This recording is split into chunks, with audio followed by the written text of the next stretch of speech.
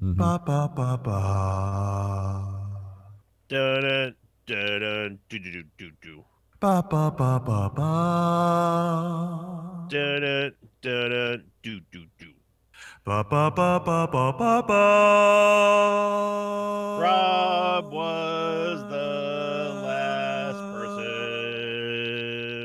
to show up in Discord, but now here's Krendor anyway. Do do do do. And we're actually starting the show with Bear today at the beginning. Dirt. We are. Yeah. Hi. Yeah. It's back. They scheduled it last week during a time they know I wouldn't be available in, just so I'd look like a damn fool while they talked about my team losing without me. Honestly, I think the moment was just too big. You know, he made those kicks earlier, but the moment was too big last night. I get it. He didn't want it enough. You know? He didn't want it enough. Did you guys hear the booger commentary? So bad. Like, yeah, in general. Was, like anything in particular? Last night, for the 49ers-Seahawks game, the kicker made 3 field goals, including one to send it to overtime. But the one he missed to win the game in overtime, they're just like, the moment was too big. And then Booger's like, the moment was just too big. It's like, how, sending the game to overtime is just below, you know, winning in overtime. It's just too big of a moment. He just couldn't bring it together. I mean, did someone not remind Booger that, like, if he misses the one to send it to overtime, the game is actually over? Yeah. The one that, like, if you miss in overtime, Nope. Can't. at best, It's Booger. At best, it's a turnover. At worst, Honestly, it's a tie. Put His it. name's fucking Booger. Fucking professional goddamn name is Booger. Yeah, you can mark that one down beyond putting it in the Booger column. Put it in the column of the professional disrespect that kickers get in the National Football League. We honestly. also, that's true. Yeah. We also had some excellent quotes from Booger here. You have to throw the ball to the receiver while he's open. We also had, they're going to drop back and play zone, but watch out over here, the one-on-one. And then I was like, well, are they playing zone or are they playing man, Booger? And then he just like went silent, and I think he just didn't know what was happening. And then we missed last week. He said Dak Prescott's in command of this offense, and immediately after he threw an interception. So just great analysis by Booger McFarland. If you guys want, and I'm putting this in the foosball chat just so it's bumped, but it's only 5 seconds. It's almost as good as he's a Popeye's biscuit away from a quarter pounder or whatever he said that 1 week. Yeah, but just go watch that one real fast, and that's basically what Booger was doing. That's basically what Booger was doing all night last night. Yeah, that's probably one of his best calls, I think. Watch this guy. He's going to take you to the ball. Literally goes the opposite way. He even circles him. He circles him. He goes literally the opposite way. He tries to do the Tony Romo thing. Yeah. I can't stand it when they try to and they fail, too, because then I miss a play. And, like, football is made of sequences of, like, 4 seconds of action. And if you miss that action, you have to wait for, like, a minute and a half to see the next one. Like, if he actually had a real good, he could be like, all right, normally they're going to run it with this guy, but they could try to trick you with a play action or something, like, you know, an actual, like, breakdown instead of just like, watch this guy. All right, I'm watching. Don't watch anything else. Focus, laser focus right there. He was pulling he was like, well, you know, no one could possibly predict plays like that. I'm sure Tony just says like, oh, it looks like a running play. Look at that guy. Look, he'll probably be right. The best thing was Booger and Krendor and I were watching the last bit of the game last night and talking to each other, and like the most hilarious thing was he got one call right to Josh Gordon, literally one. Yeah, one. I mean, if you guess the same option, 30 times, it's gonna be right one time at least. You know. Yeah. For the rest of the game, Booger McFarland literally said, "All right, keep your eye on Josh Gordon on the right. Keep your eye on Josh Gordon on the right. Keep your eye on Josh Gordon on the outside." And when Josh Gordon wasn't in the game, Booger said, because this was the game where. This was after a timeout, and I was like, watch, he's going to say something about Josh Gordon. He was like, well, Josh Gordon's not in the game right now, which means that he probably doesn't know the next play that's coming up. What does it have to do with anything? I love Josh Gordon. Dude, He like gets one thing right, he just got so excited that he turned into football Stradamus, and he thinks that he's Tony all of a sudden. See, the thing is, like, I have to wonder if to some degree we are unfairly shitting on Booger, and to some degree we should be shitting on like ESPN, because it feels ESPN's like terrible, yeah. well, I mean, yeah, like obviously, but I mean, in this particular circumstance, because like one of the main things that I notice about Booger is that he'll ride one fucking narrative all night long. Testor does And- the same thing. Yeah, well, yeah, and see, that's the thing, and that's why it gives me like a feeling that like maybe it's ESPN being like, "Ooh, do this one. We could talk about it for a week and get clicks." Oh, dude, totally. Like it's like I was talking to my dad when we were watching the game. I was like, when they said the moment was too big for him, like it's not like they just signed this. He's like an 18-year-old kid they signed off the street. It's like this guy was cut by the Chargers. He's been in the NFL before. Yeah. They're like, oh, what a story this is going to be. Imagine the pressure. 1 week ago, he couldn't figure out where life was taking him, and now he's here on Monday Night Football. It's like, dude, this is a grown dude who's kicked in the NFL before. Yeah, he's a rookie, but he's kicked all his entire life. It's not like they found some bum like they've just found him off the street in the corner and be like, hey, you want to play for this team and this team? Yeah. It's like they're just trying to sell this fairy tale legend for Monday Night Football. And it's like, man, can we just talk about football? Well, I was listening to the radio let's take a broadcast cue a bit. there. I was listening to the radio broadcast. They have like Kevin Harlan on it. And it's like he's Kevin great. Harlan and Kurt Warner. But every time I hear it, it feels like I'm listening to a basketball game. It's Yeah, just, well. he has that like voice where he's like, down the field, here he goes, hey, spin, oh, down the... And I swear to God, he said, the large fat man fell on the ball. Like, I'm pretty sure he said that. No, he like Kevin Harlan has like some of the best calls like ever. Like there's one call, a famous one of his. I forget who he's talking about, but like it was somebody like I don't remember the context. It might have been like a strip sack or something. But he's just like, and with no regard for human life. That's incredible. Like that's just so good. Like I can't. He should be he should be one of the. He one should of be the on ESPN. like play-by-plays. Yeah, Yeah. like they should get him in there instead of fucking boxing Joe Tessitore for Yeah. Well, some reason. we got to move on. Otherwise, I'm going to start doing I'm Joe Buck. Yeah. All right. Although, oh my God, by the way, just before I move on, I have to bring up a Troy Aikman thing. I found one of Troy Aikman's things he does. He'll always be like, well, this is a guy, and he does that so much. He'll be like, well, Devontae Adams, this is a guy where he's going to get in the open, he's going to make plays, and, yeah. He's Like, all right, thanks, Troy. he's got two legs under him. Yeah, like he wears two pairs of shoes every single I day. swear to God, every time you guys hear Troy Aikman or you're listening to a game with him, he'll do a slight chuckle and then be like, well, Lamar Jackson, he's going to run the ball. Like, he'll just do that nonstop. So I found his little quirk he does. So anyway, we had football games that happened. Yeah. The Chargers and Raiders played Thursday night. It was actually a pretty good game. Yeah. That was good. Yeah. Somehow, Yeah. this is one of those things where everyone's like, Packers destroyed the Raiders, but the Chargers beat the Packers, but the Raiders beat the Chargers. I mean, by that logic, Jets are better than the Cowboys. That's the logic I is- followed Yeah. when I made this pick of the Chargers over the Raiders, and the Chargers should have won this game. They just completely fucked up the last drive. Sounds like the Yeah. Chargers. Yeah, that's Also, been their yeah. recipe this season. And every season for the last, 10 They years. showed a stat like that on the broadcast too. Something like most of I don't want to say the percentage, but most of their games this season have been decided by like 3 points or less. So, like they just keep losing very Jeez. close matches because they can't finish. That Hmm. sounds like a curse. It is. They got cursed somehow. You know what it was? Is Melvin Gordon. They should have paid the man. That's now I understand. They didn't pay the man. Now they're cursed. Well, they were cursed last year and the year before that. There's that one year, I think they lost 7 games by 3 points. It's just the Charger curse, and now they like live in Los Angeles, but everyone still calls them San Diego. Even listening to the game, I heard like people be like, "The San Diego." Oh, sorry.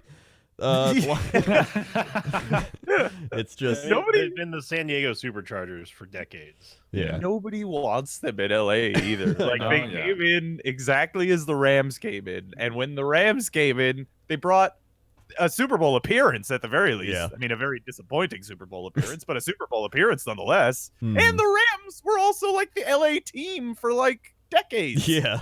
And then like the Chargers were like, "Hey guys, us too, right?" Yeah, Everybody in LA is just like, "Nah." Aren't they so cool? We have 3 football teams. I looked it up out of curiosity. It was 8 out of their 10 games have been decided by 7 points or less, which is Wow, yeah. and most of them they lost. And that one to the Titans, they got stuffed at the goal line like twice. I forgot about Yeah. that. Man, that's How's just Philly are doing? 207 yards, 2 TDs, 3 picks.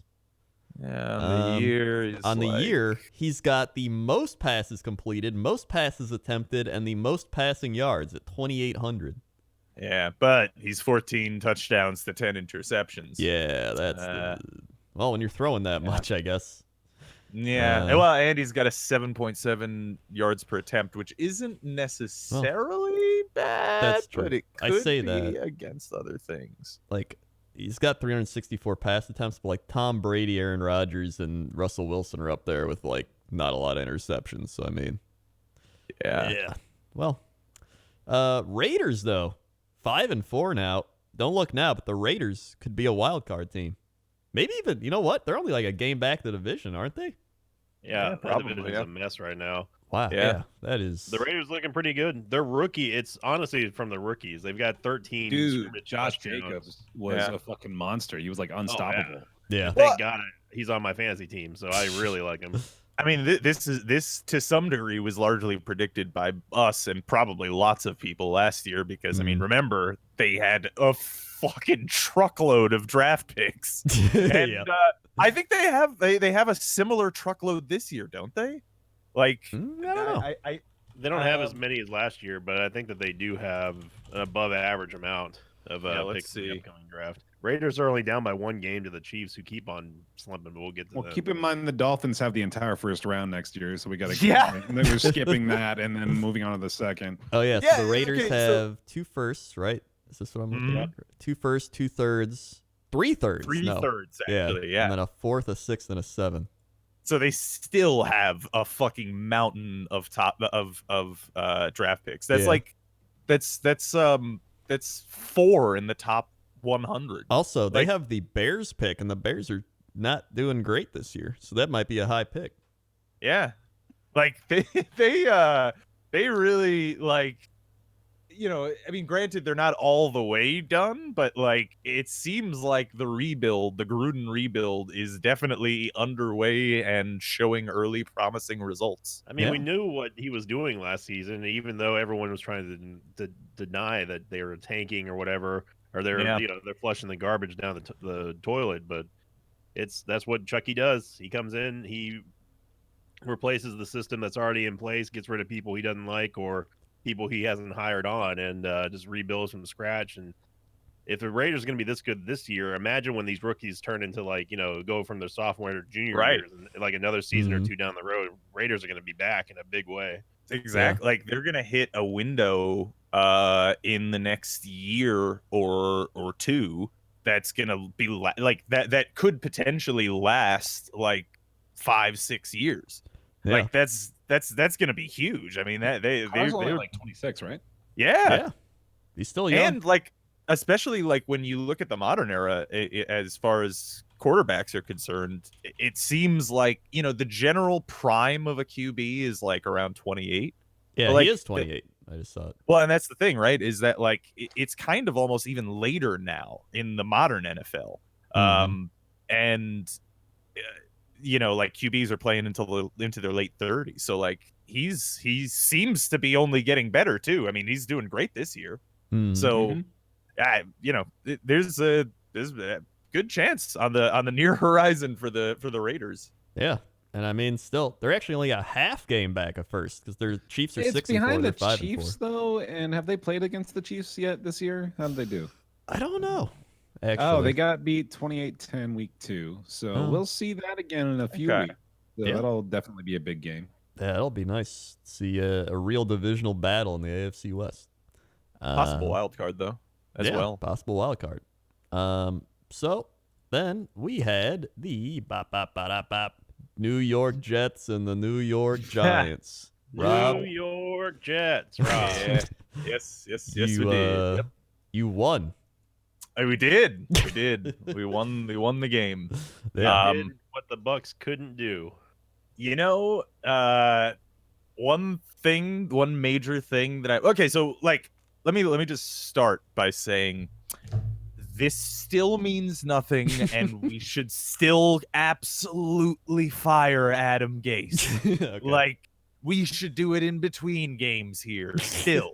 Like a win means absolutely nothing. And part of the reason for that is because really it was like largely a collection of individual efforts that won us this game, like Jamal fucking Adams, which I linked in our chat. Man. Oh yeah, I saw it on a lot of TV stuff. That play alone, he like you should make a meme of him yanking the Giants power rankings all the way down to the bottom. Like Oh my basically, like it's just like I'm trying to find where I linked it so that I could put it in Fusenball so that we can link it in the episode. But like it's crazy. I'll describe it. It's like one of the highest effort plays that I have ever seen from an individual player. Yeah. He comes freely unblocked right to the QB. But Saquon Barkley is there to pick up a chip block. This is pretty common, right? I mean, like they have running backs coming into chip block, like free rushers, and oftentimes they might even purposely leave someone unblocked, right? But I'm not necessarily. I don't think that's the case here because it really does look like their right tackle fucked up a little bit. Anyway, so he's running. He's fucking booking it into Saquon Barkley. And if you've ever seen Saquon Barkley, That's a big boy. it's a big boy, dude. Like scroll down to his quads and he's like a mech. Basically, like the above part is the combat platform, and so Saquon Barkley is right there. Jamal fucking barrels his ass down. He bull rushes Saquon back like 5 feet into Daniel Jones, where he walks up to Daniel Jones, who like by this point hasn't seen him because all of this that I'm talking about happened over the course of like maybe half of a second. Okay. And he goes right up to Daniel Jones and he goes, "Give me that." And he just grabs the ball out of his hands and just cradles it like a baby and is like, "That's mine, motherfucker," and walks to the end zone. Like it is the closest that you could come to a legal robbery on an NFL football field. It was beautiful. It Single-handedly saved Adam Gase's career, Rob. yeah. Unfortunately, there's a chance that is the case, but They're already saying that this win was the one he had to get to keep the job, and boy, howdy. Yeah, whatever. Dude, like, see that stuff like shit like that is why I don't trust the Jets at all. Remember last week? Remember when they said, "Oh, Adam Gase will totally not keep the job if he loses to the Dolphins." And then what happened? He lost to the Dolphins, and whoa, what a shocker! He kept the job. See, what I think probably was happening there is Chris Johnson was like, well, the Dolphins are clearly tanking. Obviously, even though this coach is fucking bad, he's going to win. So I can have a free, free PR boost for him. And then he fucking lost to the Dolphins. And they were like, and then by the time they beat the Giants, it's like, oh, well, yeah, actually, it turns out that was the game that he had to win, not the Dolphins. That one, we don't really care about that. It's just like, I'm so tired of the bullshit because the reality is just very simple. It's very, very simple. The Jets have Adam Gase as their coach Because he's cheap as fuck. That's why. He's a bargain bin coach who is going to deliver bargain bin results because the Johnson family is cheap as fuck. They're fucking scummy billionaires that really realize that it doesn't matter if you win or lose, you're still gonna make a shitload of money in New York. So fuck them, and they should sell the team. Although not to Gary V, by the way, because there's a lot of people in the Jets subreddit who want them to sell this fucking Gary V character, who's this other millionaire. Sorry, not millionaire. The social media marketing guy. Yeah, he's a big fucking douchebag. Can I say how perfect it is? I mean, hopefully this doesn't make me a bad person, but Yeah. how much of a smile it brings to my face that Jets fan will fight Jets fan over even hypothetical situations where who are they going to possibly sell it to? Well, we should take the Jets to Mars, please, for the love of God, don't take it to Mars. We need to go to Jupiter. As Jets fans, we only get to live in fantasy. Reality is just not an escape for us. Well, I think Gary It's V, the he opposite. seems like he's like a diehard Jets fan, so it's like he wants to take that fantasy and make it a reality of being like, finally, I get to do what I want with the Jets. But that doesn't mean he's good at it. That's the thing, right? Is that like, regardless of how I feel about him and his personal character, there's no escaping that from an owner, right? Like, I'm not, I'm generally not gonna like an owner. He'll be a fucking billionaire, and I'm probably not gonna be a big fan of him. With that said, though, Gary V in particular, I've watched interviews with the guy, and he said the first thing that I would do if I bought the Jets is I would go in there, I'd fire everyone, and I'd hire my own coaches and make sure I'm part of the football operations. No, motherfucker! I have my brother. He take care of everything. Those are the worst types of owners in the league across the board. Like, the only one that maybe you can make an argument for is Jerry fucking Jones, and even him, his meddling fucks with the Cowboys a shit ton. It's like So, Mr. Burns. Yeah, like, seriously. Oh, yes, I'll fire Jason Garrett today, but now I like Jason Garrett, so I'll keep him around for 5 years. No, Jerry. They're saying Joe owns. Joe owns. I didn't know that Jerry Jones played the bird from the Dark Crystal series. Fun Jets news, by the way. Chris Herndon is on the IR. Brian Winters is on the IR. Yeah, that's about right. Guard and tight end.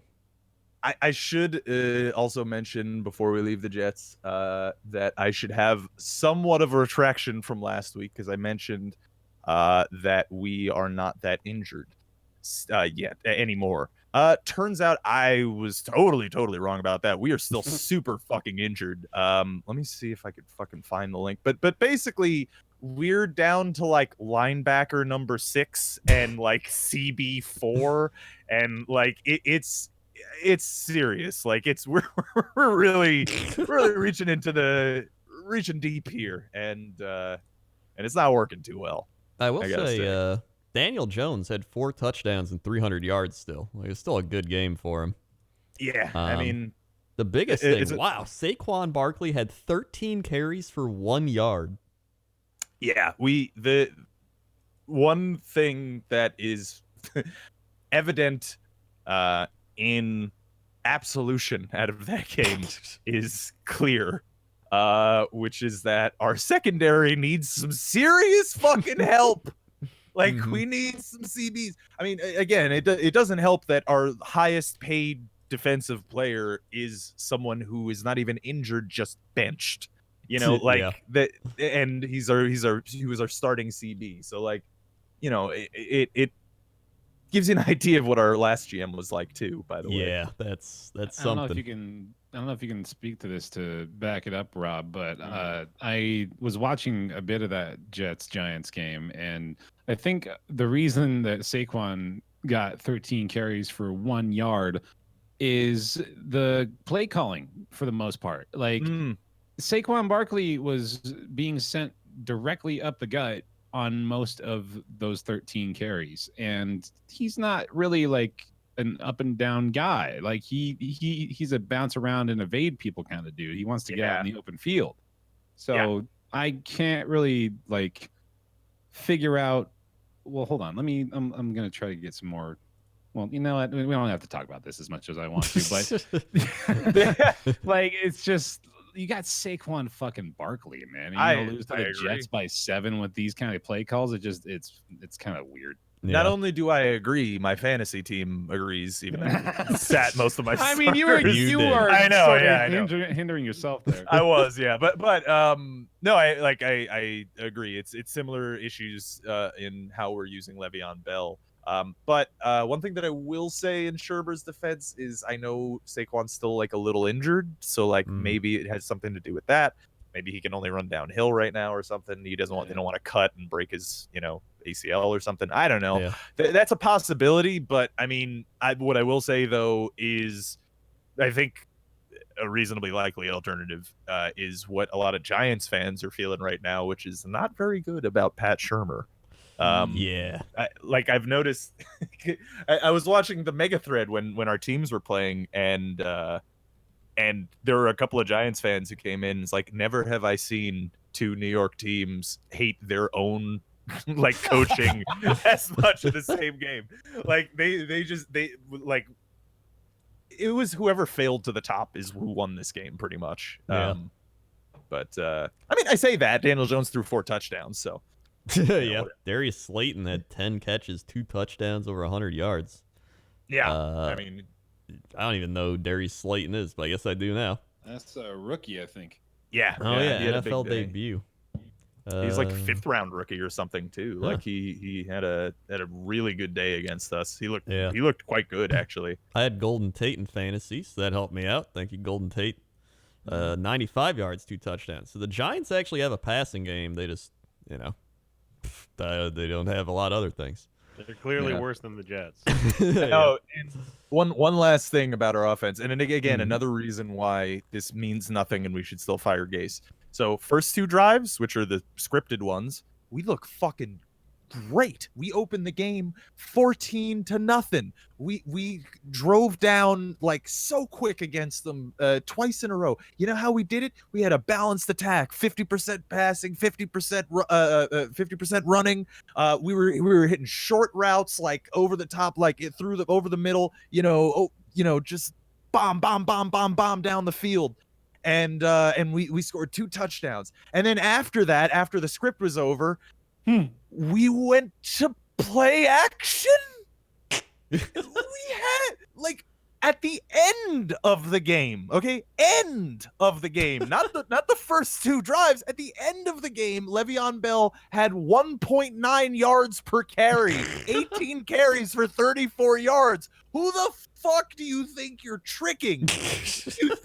They're gonna go to that guy. He got -5 yards on the last play. I mean, they're clearly gonna go to fucking him.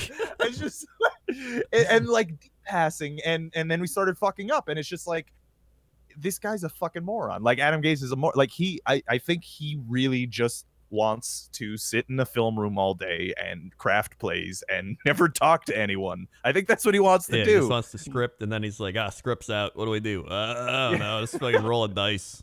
See what number it lands on. Yeah. Like, it might make him a good OC. Maybe he should go back to doing that. But like, not a head coach. Thank God we didn't spend too much time on the Jets. Nah, it's good. We had to get a good Jets rant in there. So then we had, somehow, the Falcons destroy the New Orleans Saints in New Orleans. Yeah, what the fuck?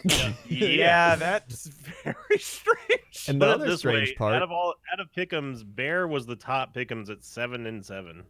yeah, This week was absolute hell on Pick'em's. it Yeah. was. This game, I cannot freaking figure out, because the Falcons defense played so well. I watched a lot of this because I was watching my fantasy players for the most part, but the Falcons D just like shut it down. I mean, Drew Brees still threw for nearly 300 yards, but that's Drew Brees. He's going to do that in his sleep. Like, it's insane that they didn't score a touchdown in this game. Yeah. The Saints score touchdowns. Like, I think they showed a stat in the game that was like, they haven't gone for a game without a touchdown for years.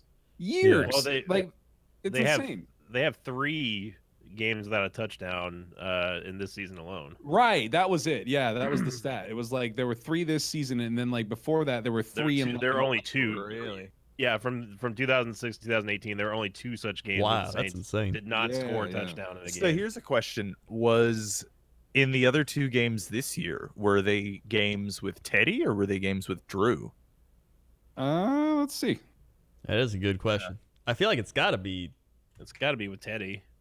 That'd be my thinking, right? I mean, like Of course, we Drew only also- played what, 2 games before he went out? We also thought it was nigh impossible that the Falcons would beat the Saints. Well, at home. yeah. Actually, you know what? No, one of them was with Drew Brees. Oh, that's the game Brees got injured against the Rams. They didn't score a Yeah. touchdown. Okay, yeah. And then the Okay. other one was with Teddy when it was 12-10 Cowboys game. Yeah. Okay. So- So then, yeah, like from that information, you can't really glean any kind of Yeah. predictive analysis just- of what that means for the. No. That's really weird. Yeah. That's one of those things where every team's going to study this and be like, how do we not let them score touchdown? Yeah. don't Well, I know. mean, Told you you, know, man. like- NFC South, they play each other hard. The Falcons Yeah. had 6 sacks in this game. For a combined total for the first 7 games, they had 6 sacks. They Yeah. they tied the most sacks that they've had in the last 6 games in one game. In the Against second every- half, especially, he just kept going down. It was nuts. And like one drive, he went down twice, and that was a critical drive. It was close at that point, and they just kept getting to him. It was crazy. Yeah. I mean, to me, this is like last week for the Packers. This is their Charger game. This is their like, Yeah. what the shit are we doing? Let's get back on track. And then next week, I think they'll come out and be fine. I think I did say that this feels like a trap game last week, Yeah. I but feel like in someone fairness, did. It I might have say been that you. a lot. So, Yeah. but I go by that. Let's see, Booger McFarland's the right one. Yeah, right. Yeah, Josh Gordon on the outside. yeah, I I start called. calling him blowjob because that's about as respectful. The moment was Blowjob just too McFarland. big. Can we just call him Beej McFarland from now on? Is the moment too big for Drew Brees? He couldn't handle this intense Falcons squad. Well, He's he's the so- most underrated QB. Yeah, I was Yeah. gonna say it's so criminally underrated. right. That's the main Um, thing. I mean, yeah, I think mostly right now the only thing you can take from this is that it's a divisional game, right? Yeah. Like this was their surely- Super Bowl, right? The Falcons. Like this was the Yeah. game they were like, woo, and now they're kind of like, well, let's get back to Yeah, the yeah, game. All right, we fucked them, and now we can't do anything. One Yeah, thing I someone- did. That's enough effort for the year. One thing I noticed, I was watching the NFL channel game day thing. They were pointing out Julio Jones was covered by Marshawn Lattimore. And Marshawn Lattimore went out with a hamstring injury after 0 yards allowed. And as soon as that happened, they started going to Julio Jones because they were like, oh, they can't cover him now. And he got like 3 catches in that time span for like 79 yards. And Targeted 9 times, but only caught 3. yeah, well, the other Jesus. times were all with like Lattimore on him. Then Lattimore Yeah. went out, and then all of a sudden they just came to life. So if Lattimore's out on the Saints defense, I think that's like a giant hole that they're gonna have. Yeah, that is pretty spooky. It did I bring mean, me great joy as someone who was in the NFC South to see the Saints lose. So one thing that I will say though is that like beyond the Lattimore hole, like it was also a hole filled with like one of the best receivers. Yeah, in that is in the league and also possibly of all time. Yeah, Like he's very good. he's getting there like now where he's getting into like record territory. So Yeah. Julio Jones he was in Antonio Brown levels Yeah. at one point, like Well, the for thing's- many seasons in a row. I mean, you- even at this year, he's at 800 yards after 9 games. Like, and they're Yeah. 1-7. They're 2-7. Well, I mean, Like- that's the thing is like if you lose Lattimore, like at first you're like, all right, but then you start realizing if you get to the playoffs and he's not 100%, you're going up against Amari Cooper, you're going up against Devontae Yeah. Adams, you're going up against like Emmanuel Sanders or like all these guys, and like Mhm. they're gonna have a big day. Adam Thielen, Stephon Diggs, like it's not up. It goes on. Yeah. So anyway, crazy game there. Next up, we had the Chiefs losing to the Titans. I called it. Another crazy one. Three in a I row. called it. Insane. Yeah, that was just wild. Every year, the Titans have one. They beat the Patriots last year. I called that one. I was like, this feels like that again. And here it is. And But now again- I Oh, yeah, guarantee we the lost to the- Titans, they're going to lose next week. If you keep saying like I called this one, it's like, well, if you call every single game, of course you're gonna get it right one time. Yeah, but I've got a couple of these this year. It's not just one. But how many That really crazy predictions have you All had, right. though? Yeah, that only All right. kind of furthers his It's point. calm down. So let's take a look at the big stats this game. Patrick Mahomes threw the ball 50 times for 446 yards and 3 touchdowns. So I think he's healthy. It's all right. I mean, Yeah. it's not Jameis Winston stats, But it's Derrick all right. Henry ran the ball 23 times, 188 yards and 2 touchdowns. Fucking that's freight wild. train, dude. Insane stat. Then Ryan Tannehill came in, 13 of 19, 181 yards, 2 touchdowns. Tannehill's come in and be like, he's like the guy who's like, hey, I'm not gonna light things up, but I'm gonna like get the job done, and that's kind of what they've needed. Dude, like this is part of the reason that I defend like players like Kirk Cousins or like a Blake Bortles type of guy, like from time to time.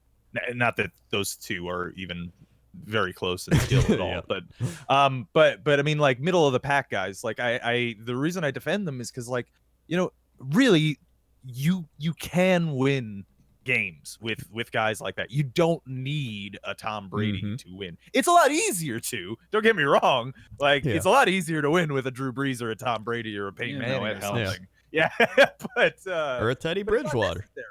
Yeah, I mean that's the thing. Like in the NFL, it really is like, you know, maybe 70%, 80% strategy, but like a really sizable, significant chunk is fucking luck. You know, like you just got to get to that tournament. And if you're in, it's one and done, baby. Like you just need to beat 3 teams, maybe 4. Like, and you did it. So like if you're the Chiefs, you just got to line up on sides and you can win that game.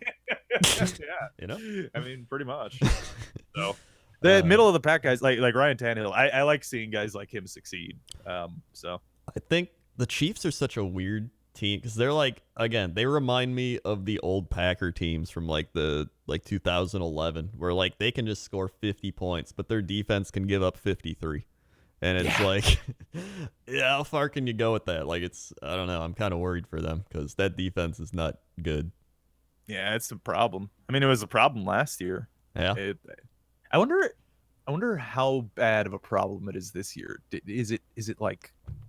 Well, they just gave up 35 points to the Chiefs Titans. To And fucking Ryan Tannehill. if we take a look here, they gave up 23 to the Vikings, 31 to the Packers. They held the Broncos to 6, 31 to the Texans, 19 to the Colts, 30 to the Lions. So they've given up a lot of big point games. Ravens got 28, but they got 33. Oof. They've given up the 1, 2, 3, 4, 5, 6th most yards in the league. Oh yeah, Yeah, that ain't good. that ain't You good. knew that this week was going to be just a wonky week when we saw the Chiefs go down to the freaking Titans. Yeah. Like, man, this is going to be a slaughterhouse. I mean, I on called Big- that one. That wasn't the wackiest, of course, but now here's the wacky game: the Ravens over the Bengals. Who would have saw that one coming? Give me Someone the called it. easiest lock of the season for 400, Coach. Holy shit, that was a slaughter. Did you Yo. guys see that run? Yeah. I linked that run, dude. Yeah, That was you linked insane. that run. That spin move was Madden-esque. That was insane. It was straight out of Madden. Like it looked scripted almost. Like Yeah. it was like some fucking Three Stooges shit. It was like just like smash 2 guys together. It's incredible. Yeah, that was prime Lamar Jackson right there. And then He he was accurate, 15 to 17, 223, 3 touchdowns, ran he for was 65. fucking surgical, not just accurate. Yeah. Dude. He barely missed. This is I know I've been riding this horse since last draft. Like he and actually I saw Orlovsky on ESPN said the same thing that I did last week, obviously with a lot more information behind his opinion, but but like he was saying like the thing about the Ravens offense and Lamar Jackson is it is indefensible. You can't and the way that he described it was similar to how I was describing it last week, which is just like there is no defense in the league that is designed to handle this. Yeah. No, nothing. And beyond that, something like this has existed before, and in all that time, they haven't figured out a good way to stop that. So, Yeah. like, except the Browns. Well, Except the Browns, yes. But I mean, like, so that's the thing is that, like, if he keeps improving, which is why why I have been riding this horse on him for so long, is because in college he was there for 3 years, and over the course of those 3 years he got better each year. Like, he got better running, he got more accurate passing each year, which to me says that he's a good learner. And you know what they say, if you want to learn how to lead, first you must learn how to follow, and he knows how to follow and learn. And if he fucking has because basically Lamar Jackson is Michael Vick plus preparation, because Michael Vick never did that. Mm-hmm. He has the potential to be unstoppable. Yeah. Unstoppable. So I should point out the Bengals are very bad. That is very true. yeah, but I'm not saying on the back of the Bengals win. I'm just saying, like, in general, like, the thing about it, right, is that, like, most of the time when you're dealing with a QB that can scramble, you can effectively shut down half, right? Like, Yeah. you can either shut down the running or you can shut down the passing and force them to do one or the other. Yeah. Right? Like, that usually is the strategy. Dude, I love that Lamar, they had a triple option play that they were running that involved Lamar Jackson, Robert Griffin III, and Mark Ingram, and they call it the Heisman, and that is fucking fantastic. 3 Heisman players, the Heisman package, The thing and is- it worked too. Yeah, with RG3 getting like pitch options. Yeah, He was in the game for a bit too, till he threw a pick, and then they took him back out. Yeah. Classic RG3. It's like you have to stop the run. Once you stop the run and you make him pass, that's like your only way of winning, because he's not the best at passing, but he's getting better. But it's still your best option.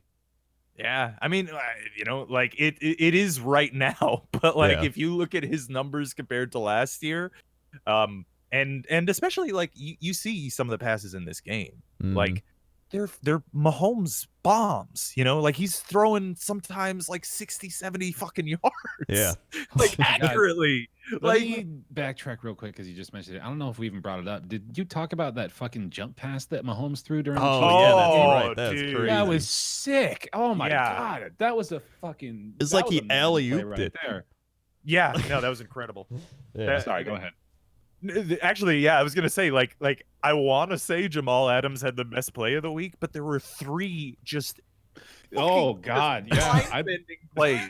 this I'd have a weekend. tough time choosing between. right? It's hard.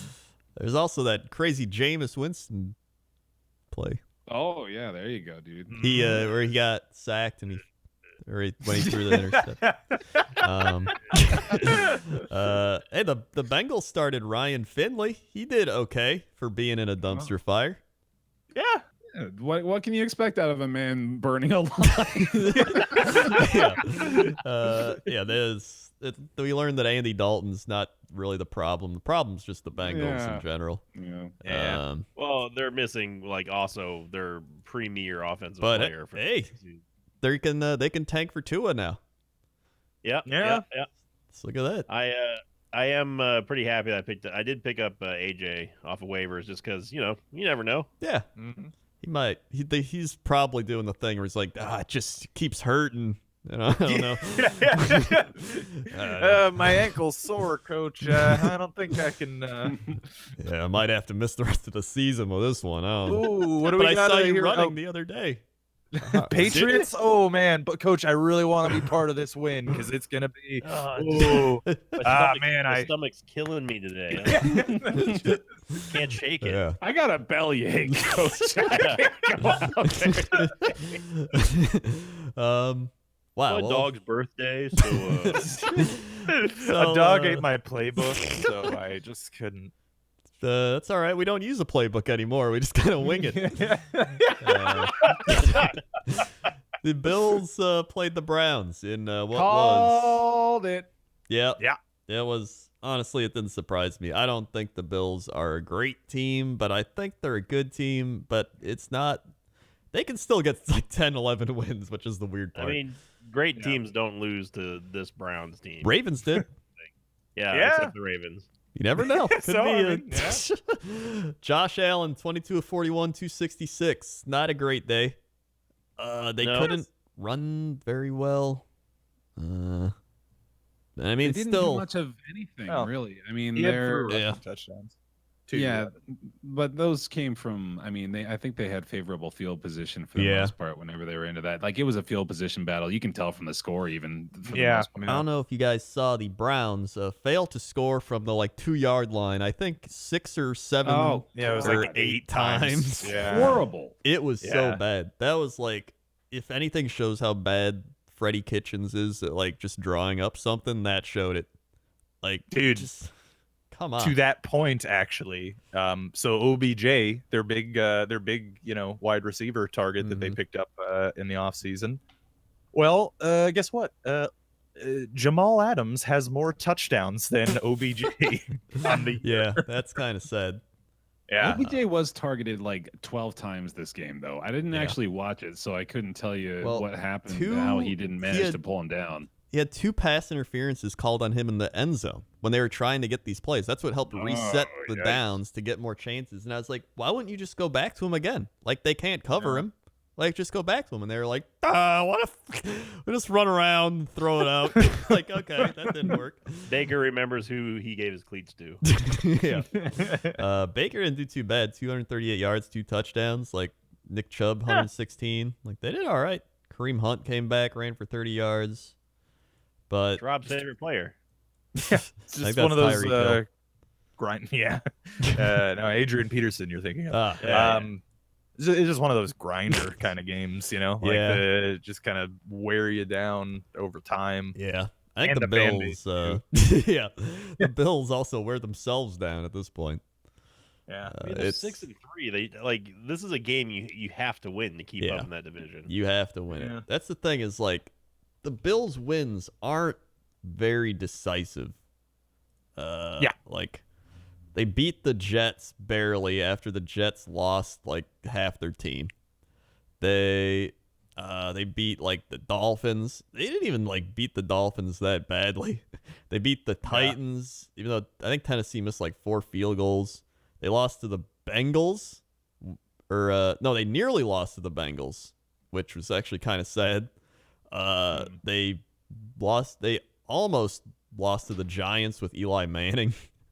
They got blown out by the Eagles. I guess they beat the Redskins, but even then, I don't know. They don't have any decisive hey, we're gonna be a playoff team, and this is why.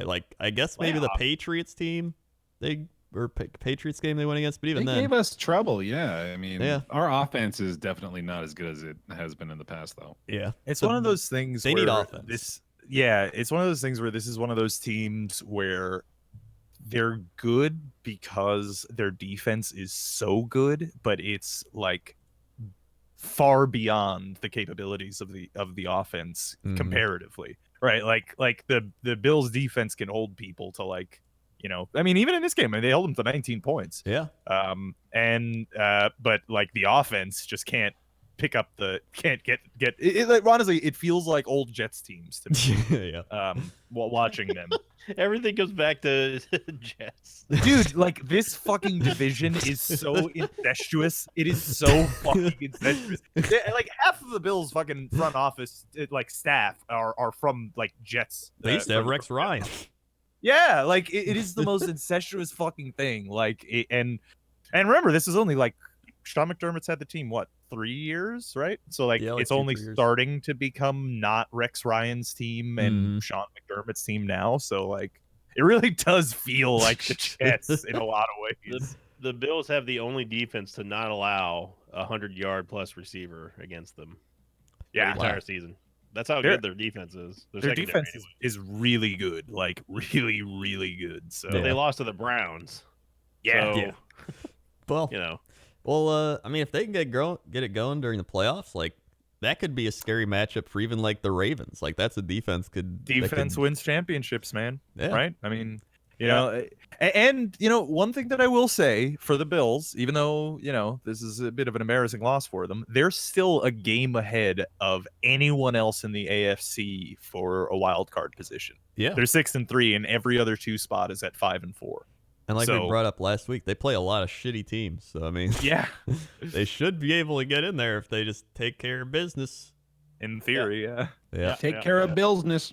Yep. No, I don't know if they want to do that. So then we had the Cardinals losing to the Tampa Bay Buccaneers. I called this one. Can you believe? Kyler Murray, 3 touchdowns, a pick, 324 yards. He also ran for 38. They didn't have many other rushing attacks. They also had Christian Kirk go for 138 and 3 touchdowns. Yep. Wow. Yep. Yep. You'd think that, hey, there's a number 1 target we're going to cover. Okay, you got a touchdown. And, okay, all right. Well, now we'll put 2 guys on. Okay, there's another touchdown there. Old Bucky Bruce clearly didn't start his own defense here. Covered 3rd time. Oh, and he got another touchdown. All Well, right, well, they couldn't stop Jameis Winston. 358 yards, a touchdown, 2 interceptions.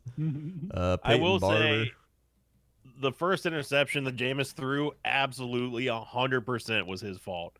Not even a question. He underthrew it like it was one of those like dead duck floater passes that you see. Yeah. Anyone could have caught that. I mean, anybody could have. The second one, I will admit, was not his fault, but the first one, totally his fault.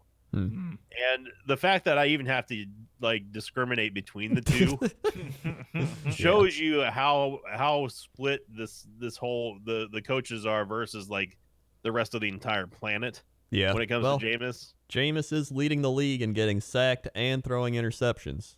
Yep, So, that's super. So Mike Evans, They 82 yards. Chris Godwin didn't do well. He had 74 yards. Not amazing, but They did shut down Larry again, who's on a 7-game drought for touchdowns now. Yeah. Fitzgerald is I think he's on his way out finally. Yeah. Well, he he's did not say doing this great. was his last year. Yeah. Then No great the- receiver though. Oh, That makes me what? sick. Yeah. I mean, honestly, like records wise, he is the 2nd greatest of all time. Yeah. Like as far as stats are concerned, and like beyond that, he's just a fucking good dude. And also, Mhm. there was a sports science years ago. This is actually why I love Larry Fitzgerald. It's like 2009 or something. There's a sports science where they tried to like see, I don't know, range of a receiver, right? Like, and it's like a dome Yeah. around them.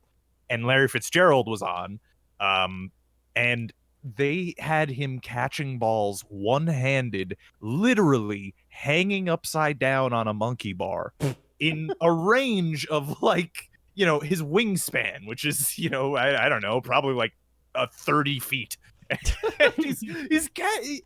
It's easy for him. He's not dropping like any of them. Like he's upside down on a monkey. They're just like, oh, yeah, that one. Yeah, I'll take that. I'll take that one. Oh, that's over Yeah, there. he's Oh, a that's freak over of here. nature. He He's hops off the crazy. thing. He's like, "Why you guys have me doing my morning exercises?" David That's wild. David Johnson's fumble was the first lost fumble for the Cardinals in the entire season. this Wow. season, Wow. Despite being 3-6-1 now. That actually is they were insane. Through 10 weeks, they were the only team to not have a fumble against them. I'm so mad that we did not get Cliff Kingsbury. I'm gonna be honest with you right now.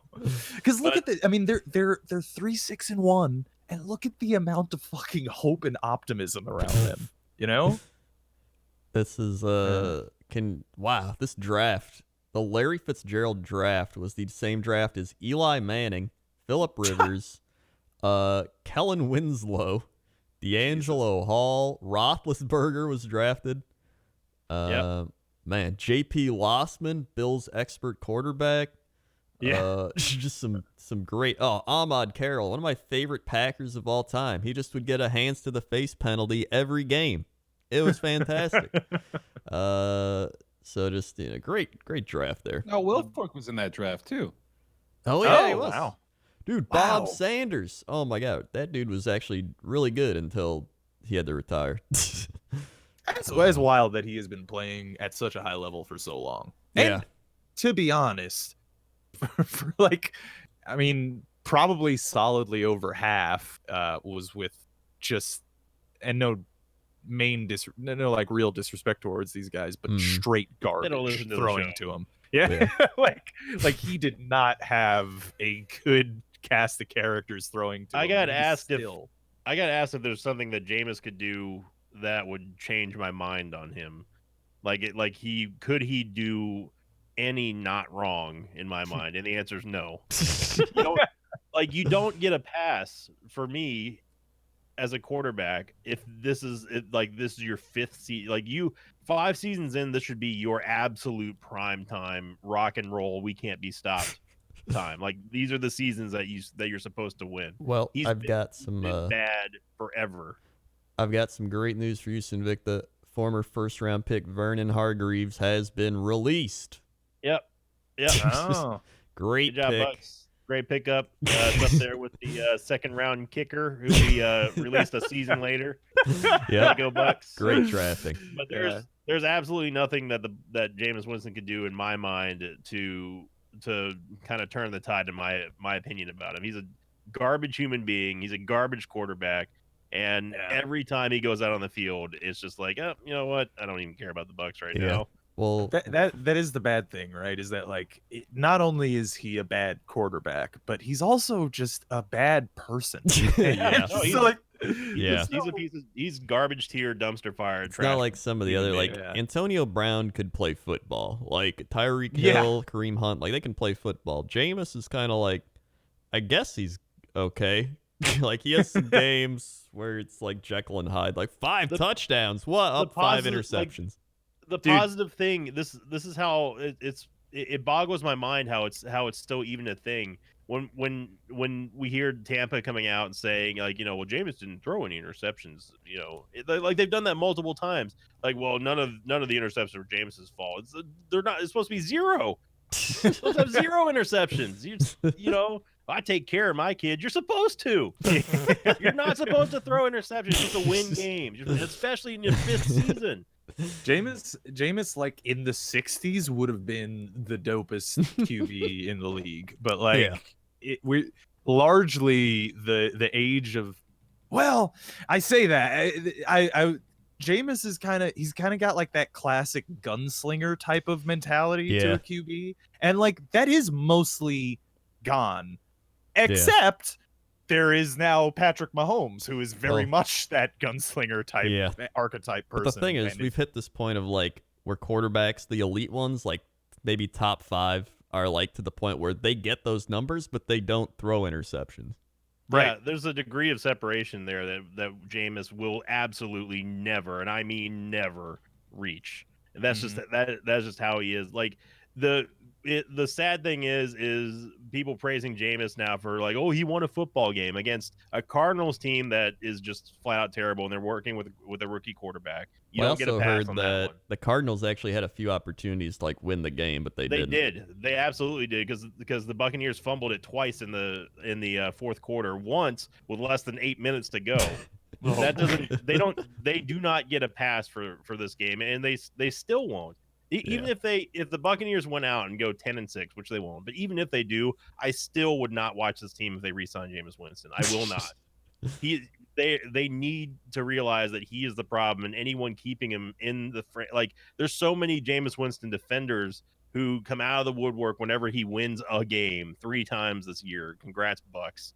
But as soon as he has a game that he throws an interception multiple times that anyone could have caught, it's they retract. We did win that one game that one time. The sad truth about Winston is that they have to find highlights on him to make the highlight reel for NFL.com, and the only one that they have of Jameis is his wicked juke, which got him 13 yards. I'm serious. Well, go to the game day on the Bucks and Cardinals. It's the top highlight. Winston's wicked juke got 13 yards.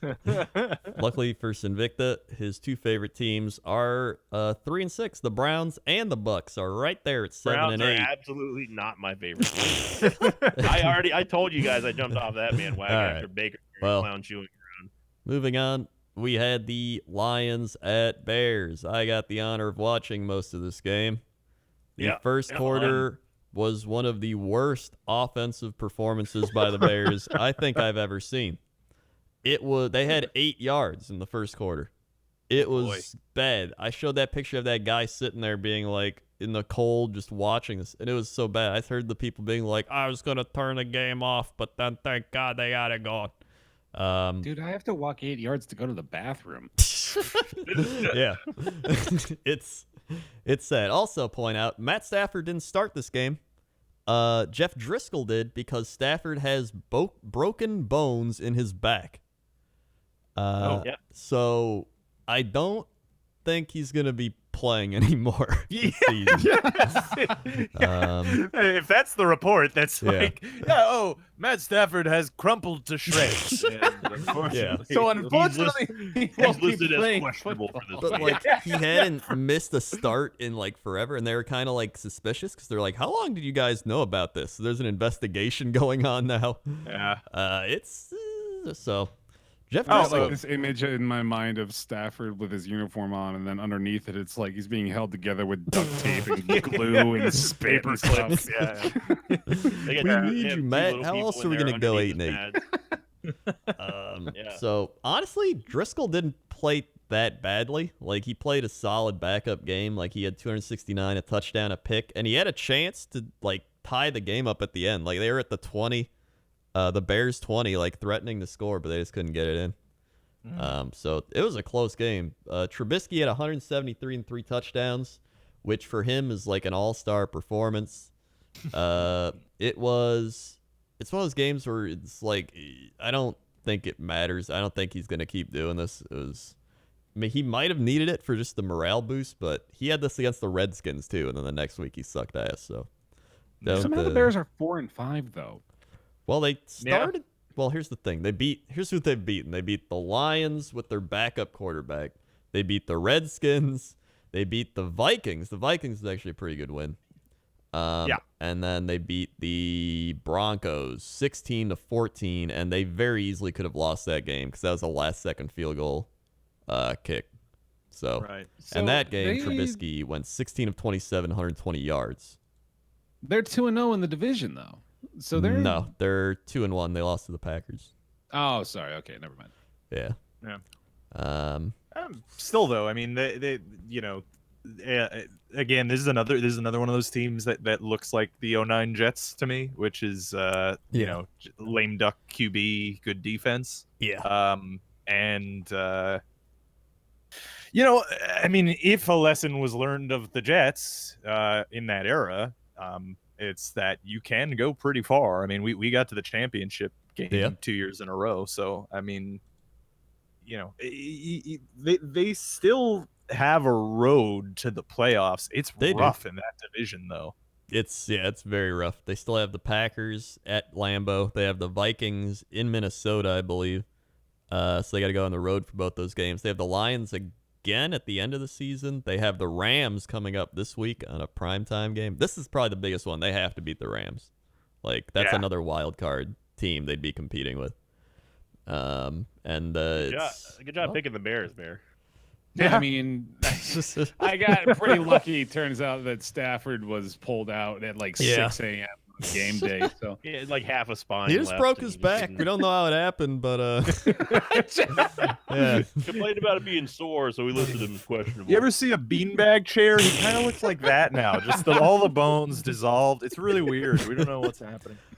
Speaking of lucky, the Dolphins got to play Hoyer, the Colts. Brian Hoyer, who had 200 yards, a touchdown, and 3 picks.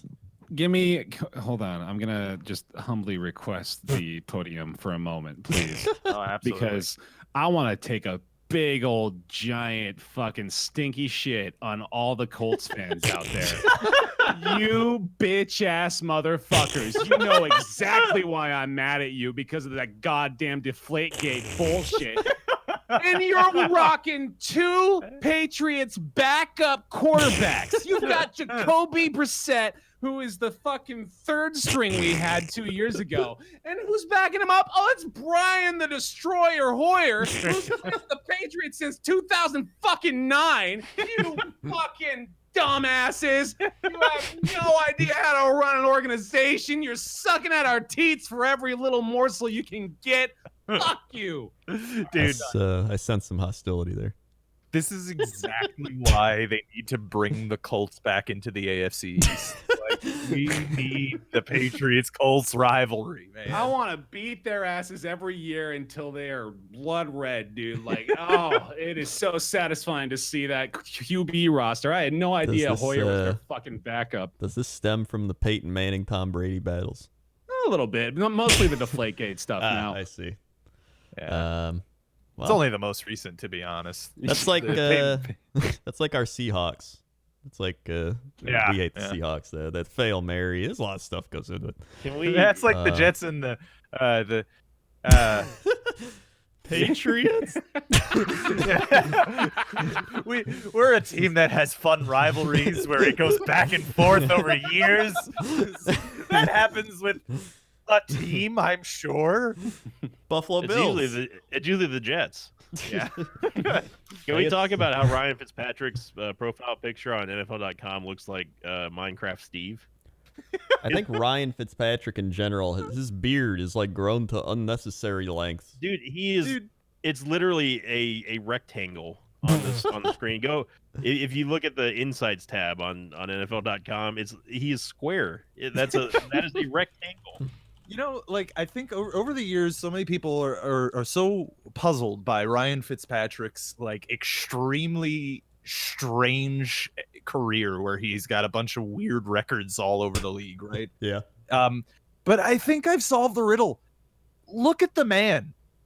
Would you not want to be led by that guy? Like, follow that motherfucker into the gates of hell. Like, If he gave a Braveheart speech, dude, I would not hesitate. I would be absolutely, like, the big fucking beard. He's just screaming all the time. He's like, let's fucking go. Like, he's just, I'm following that guy. I can't believe I just looked. He's in his 15th season. He's played with the Rams, the Bengals, he's in his the Bills, 15th season? Yeah. the Titans, the Texans, the Jets, the Bucks, and now the Dolphins. Man, he moves a lot. Yeah. He sure does. He was a starter for the Bills for like, what, 4 4 years. 4 or 5 years? Yeah. Yeah. And he didn't do that bad, honestly. No, he's not a bad QB. Like, he actually is like Jameis, like I was saying. He's like that old school gunslinger type. Well, no, I mean, like, honestly, I think that Jameis and him are probably He's similar probably, skills. well, they were saying Jeff Garcia. He's kind of like the modern Jeff Garcia. I said Jeff Garcia. Yeah. Yeah, He's got But I mean, 30,000 passing yards, 198 TDs, and 156 interceptions. 2 more TDs. He's got 200 for his career. That's not bad.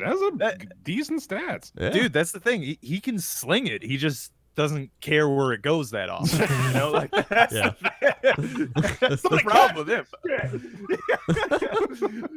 Listen to these passer ratings for this game.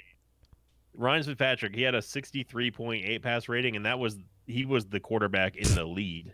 Hoyer had 38.8. Ay. That's not how you win ball games, coach. That is not. I'll tell you how you do win ball games, though, by being the Green Bay Packers 24-16 there's the over the segue. Carolina Panthers. Yeah.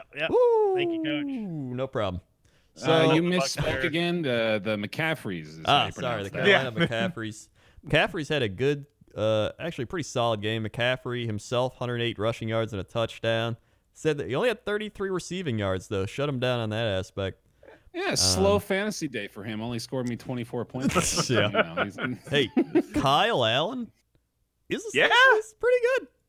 He seems pretty legit, dude. Yeah. Yo, by the way, side note about the Christian McCaffreys and Christian McCaffrey himself. Right. They put up a stat during this game because I was watching it. And it was like MVPs, right? MVPs that aren't QBs. The last 3, which was like LaDainian Tomlinson, like Priest Hall? Barry No. Sanders or something. Yeah, It's it was like like, Marshall Faulk.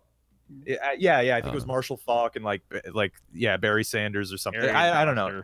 Yeah. So anyway, they were putting up those stats, and Christian McCaffrey by this game is ahead of every other guy, including Ooh. LaDainian Tomlinson Damn.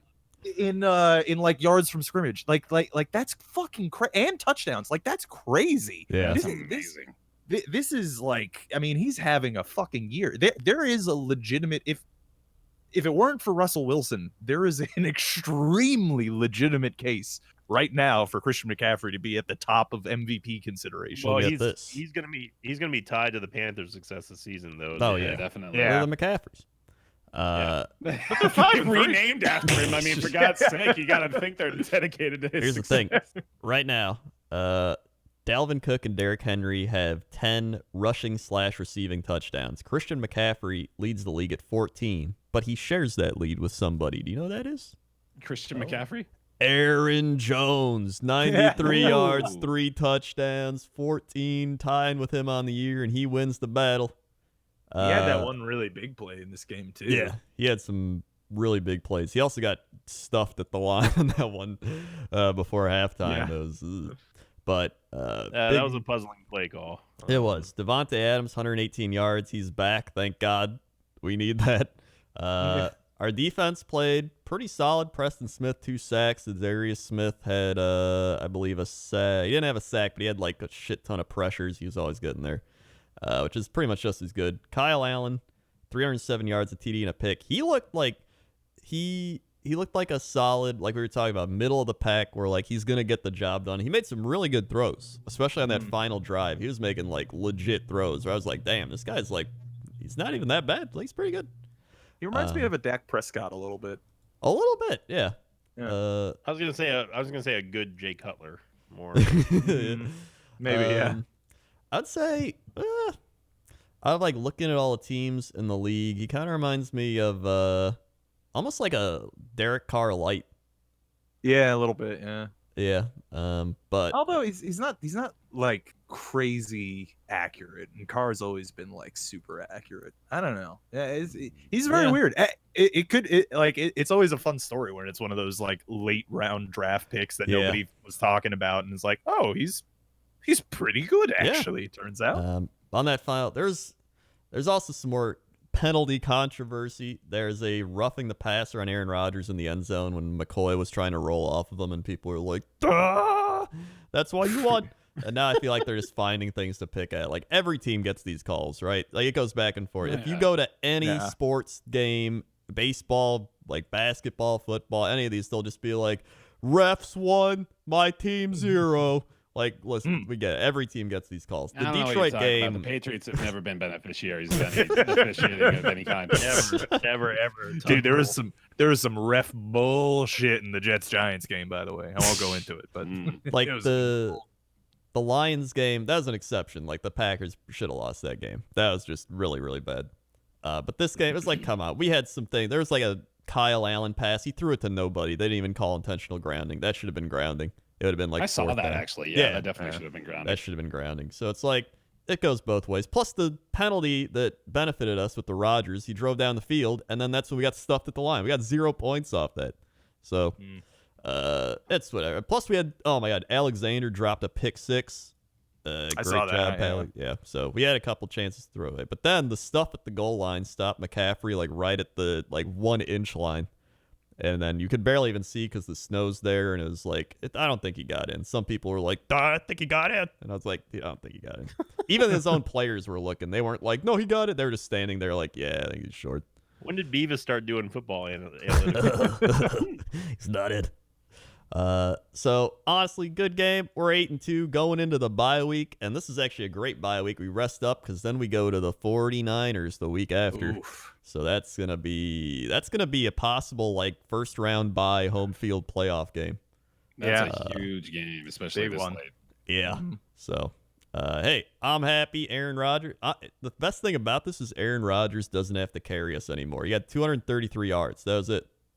17-29. But like when you got a running back / receiver that's like almost McCaffrey, but not. It's like Christian McCaffrey light. There you go. Yeah. For some reason, Mike McCarthy was like, I don't like this guy. I don't want to use him.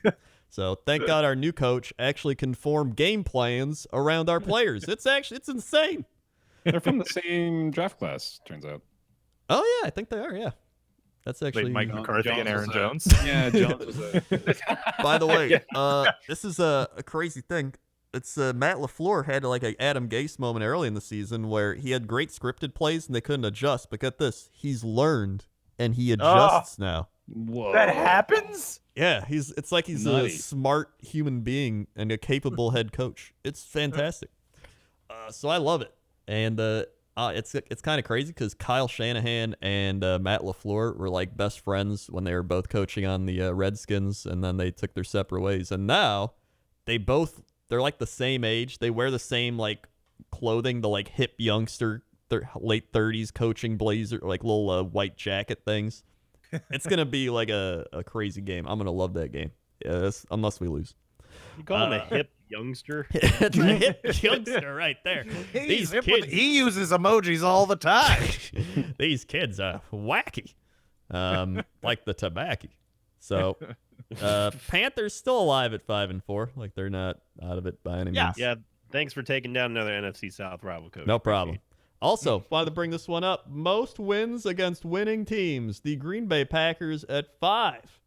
Even if we lose that Detroit Lions game, we're still at 5 wins against winning teams. Gotta love it. Gotta love it. That is pretty good. Yeah, so I'm happy about that. Wait, where are the Patriots on that list? That's weird.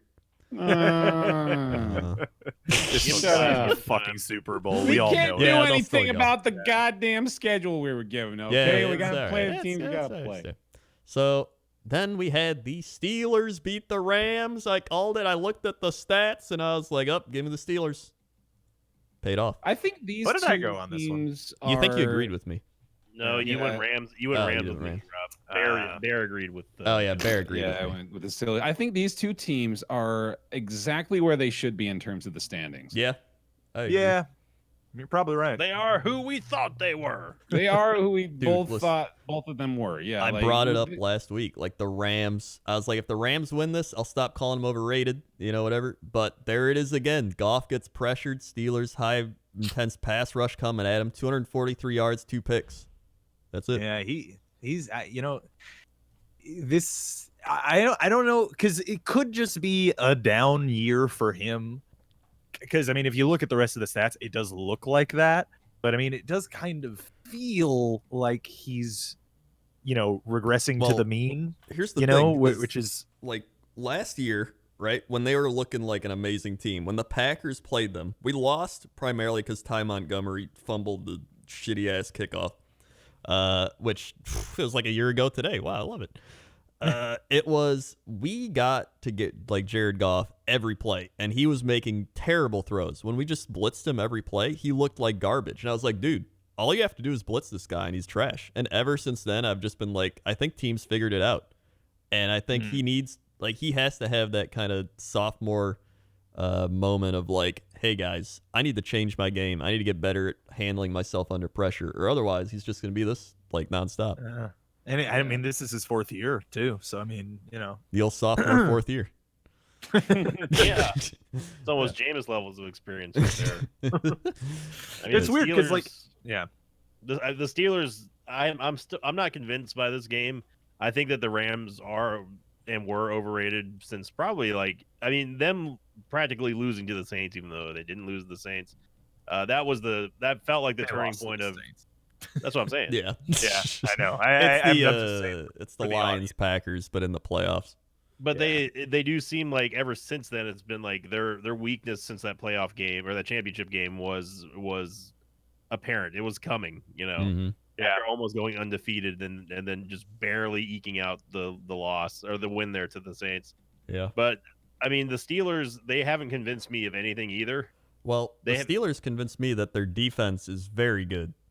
Their Yeah. defense is good, yeah. And that's They've it. also That's convinced me. literally always been the case. They also have 400,000 running backs. So besides Yeah. James Conner, They have infinite running backs and infinite wide receivers, like at Yeah. all times. Mhm. But also and Pro Bowl wide receivers and running backs. But like the one thing that this year has really convinced me on, even though I was already convinced, is that Mike Tomlin is one of the best coaches in the league. No, yeah. Easily.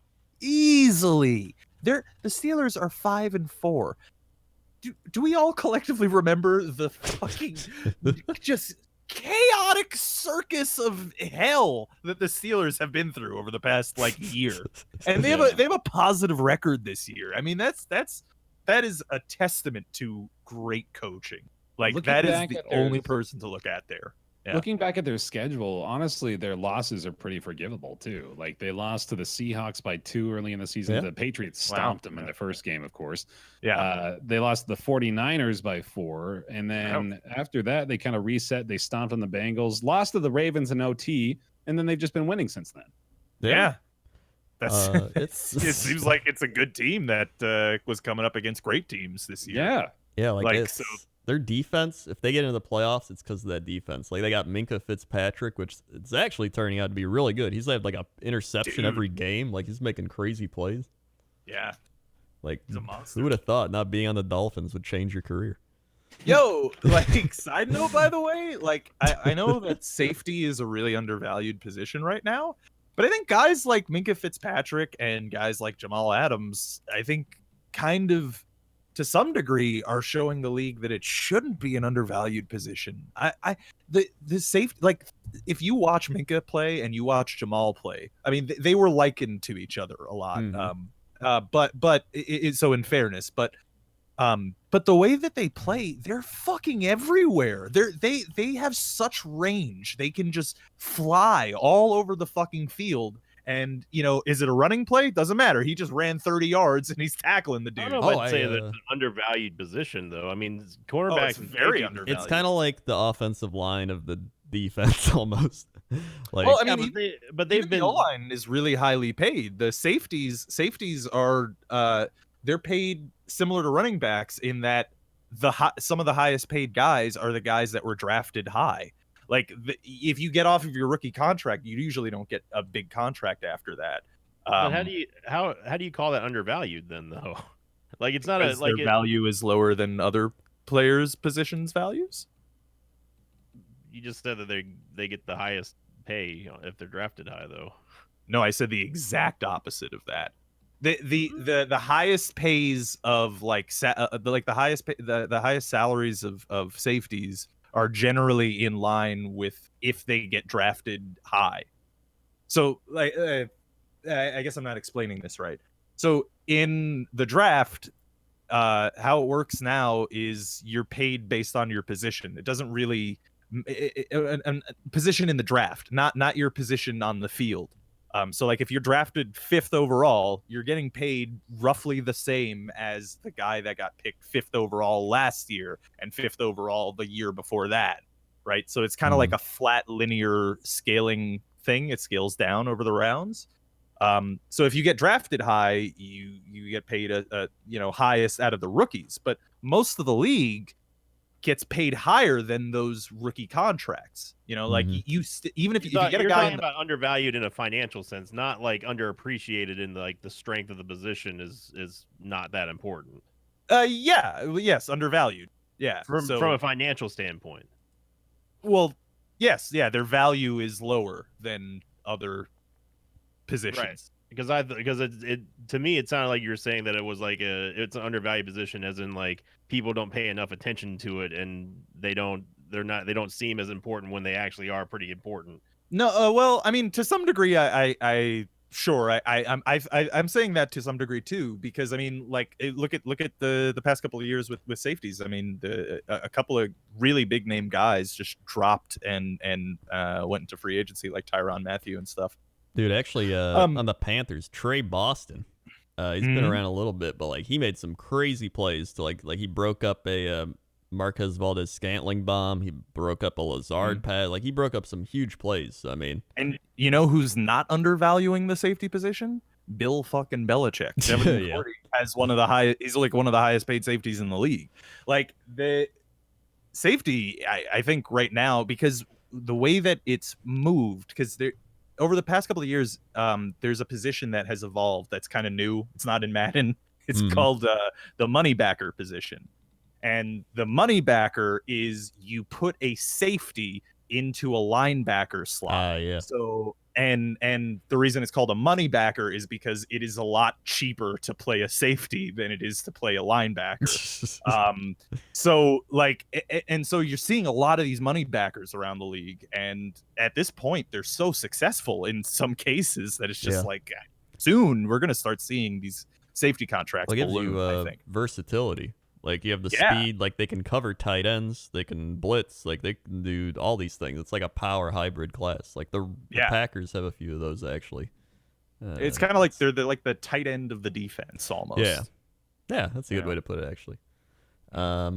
So that was the Steelers Rams. We'll see what happens this week because the Rams need a win and the Steelers are looking better than we thought they were. Yeah. Then we had the Sunday night thriller of Minnesota Dallas, which actually was pretty good. Also, my theory broke again. Kirk Cousins threw the ball 32 times, 220 yards, 2 touchdowns. At this it's- point, he's just having a great year. So But I would say it is Dalvin Cook who is the engine of this team. Dalvin Cook, 97 yards and a touchdown running, 86 yards receiving. He's 26 carries. Yeah, Yeah. 26 carries. They run the ball a lot. So it's, again, if you stop Dalvin Cook, you stop the Vikings. But if you don't stop Dalvin Cook, it's going to be a bad day for you. Yeah, the Vikings are 10-1 when Cook has 85 plus rushing yards in a Yeah. game. Sounds about right. well, and they have and they have like an even fielded passing like attack, then they get Yep. the wins, man. Like if you look here, the Vikings went up 14-0 early, and that was like probably the biggest key. Like the best thing you can do against the Vikings is get up early because then they don't run the ball as much, and it makes Cousins pass it. And although he can pass it, he's prone to interceptions and turnovers. Actually, this year, I'm looking. He's got 70% completion percentage, 2,500 yards, 18 touchdowns to only 3 picks. So like that's, it's not quite Wilson levels, but it's actually approaching. Like it's pretty close in passing alone, at least. Well, Rob was yeah, the only one to take the Vikings last week, so good job, Rob. That is Mhm. true. He does have 7 fumbles, however. Yeah. He's still the fumble lord. He is still the fumble lord. I But believe we call that fumble Rooski. then we had the Monday night game, which was Seahawks 49ers. We talked about the officiating, or the announcing, I guess, not the officiating. The officiating was awful in this game too, though. Well, Yeah. It's a running theme at this point. Just expect the game to be poorly officiated. I mean that fourth quarter down that they call whenever they said that Wilson was down by that contact. Was so bad. Like, Did you it see was like that? he didn't even stop moving. He was still going. I mean, I actively dislike the Seahawks, but they got Yeah. screwed so bad. And then they said it was 3rd and 16 on that. Yeah, That's I the second time they've can't. done that. Where did they mark the ball down? Because he wasn't even back that far. That was so bad. Like that was. Yeah. I hate the Seahawks too, and even that, I was like, he didn't even come close to being like to the ground, yeah. and he just like He did- scrambled out of it for a gain, They- and then they're They like, said he oh, was he down by sacked. contact. Yeah, it was. And- that was so bad. And what Booger said was that, well, you see here they got a quarterback that's out in the open. He's undefended. They've already wrapped up. That's the reason why they call it down. It's like Booger. He didn't stop moving. He kept His going. knees He kept didn't going. even hit the ground. Oh, it wasn't even close. He was standing up. And then Yeah. and then the spot that the refs marked the ball down at, like for the actual spot for the 3rd down, was behind where Wilson ever even crossed. He was never even close to 3rd and 16. I was like, man, imagine if that was like the game right there. The stadium be set on fire. Well, maybe not in San Francisco, but if that was Seattle, stadium would have been set on fire. Yeah. The refs have been so bad this season. Dude, If that would it's have a happened real in the problem. Packer game, they already been like, there's another Packer call. All right. By the way, I looked that up because I was so like, are the Packers actually getting all these calls against them? The most benefited team from penalties Yeah. is the Tennessee Titans, followed Oh. by the New York Giants. So 84 calls favored the Titans, 80 favored the Giants, 75 favored the Colts and the Bengals, 74 for Seattle and Carolina, Chargers 72, Eagles 72, Pittsburgh 71, the Jets, Falcons, Rams, Packers, Bears, It's and almost like it has 49ers absolutely 70. no correlation to success at all. Yeah. Almost. But the team that gets the least penalties in favor of them, ironically, the New Orleans Saints. It's, Well, I think we already knew that after the first 3 games. yeah, I think we knew that after the playoffs last year. For the past 2 years, actually, right? Yeah. So if anything, the Tennessee Titans are the golden boys of the NFL. So take That's that funny. with what you will. Yeah, the reffing, seriously though, like the officiating this year, I think is, I mean, it has been for the past couple of years. It's been kind of building, but like it's really bad this year. They really need like the skybox ref, like. Well, it's the refs that shot that down. Yeah, Like they need to like Of course they did. overrule Of them. course they did. You're a taxi driver. You're not going to approve robo taxis. You're going to keep your job. It's like it's a problem, man. Like some of these games, like the worst part is bad games in the NFL aren't just bad because they're boring because nobody can do anything. They're bad now too because half of the fucking time there's a little yellow indicator that says flag on the screen too. Yeah. So like Dude, you in don't even every get scoring instance, especially in one that's like a tight play where it's like a pick six or something, what's your first instinct to look for? Where's the flag? Where's the flag? absolutely. Kick returns especially. It really is like for a long time I was like the ruining the game narrative is like an anti-player safety narrative to some degree, but you know what, it really is ruining the fucking game, dude. Yeah. Like Tom Brady tweeted about it, for fuck's sake. yeah. there's way too many flags. Yeah, it's. Can I say that it doesn't surprise me at all that Bear's following Tom Brady on Twitter? You're not? I'm not. I didn't even know he had a Twitter. Dude, It's you know what new, they actually. you know what they should move to some degree? I know it would be weird and different and hard to implement, but like some kind of system that's similar to soccer where the ref can hold up a red card or a red flag or something, but then or a yellow card or whatever, and then the play still happens anyway. You know what I mean? Like yellow cards don't have any stoppage of play involved, right? Yellow cards I don't do. know enough. No, yellow cards are for infractions. Red cards are for ejections for players most of the time. Yeah, that's what it is. Right, yeah. I played soccer forever. But like when you get a yellow card, does the play doesn't stop, right? Oh yes, it does. Oh, really?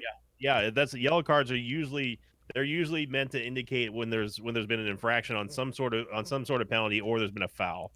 Play stops, but the play- clock doesn't stop, The right? clock does not stop. that's But, it. the play Okay. will stop though if there's a penalty. So I think with the amount of technology available in the modern world, you would think we could, put like a little laser sight instead of chains where you could see where the thing is. You could put a chip in the ball and be like, oh, look, did he get in the end zone? Oh, the computerized thing shows us he did not, or he did. By millimeters, we could see. It would tell you. Like the last innovation that the NFL used for penalties was pylon cam, and that's like been instrumental in some turning over some. And that was that in were like terrible. what, the early 90s, right? Like then the pylon cam So, came? Yeah. maybe like 2000s? late 90s, maybe Yeah, like They tell you these stats like he runs a 8.7 and a 4-second rate. It's like, how can we get the ball at the right spot? Showing camera angles that zoom in from the sky, literally down from the perspective The of a completion player's percentage helmet. chance of that throw is 21.8% on a 100-game scale. Like, that's neat, but did you get the call right?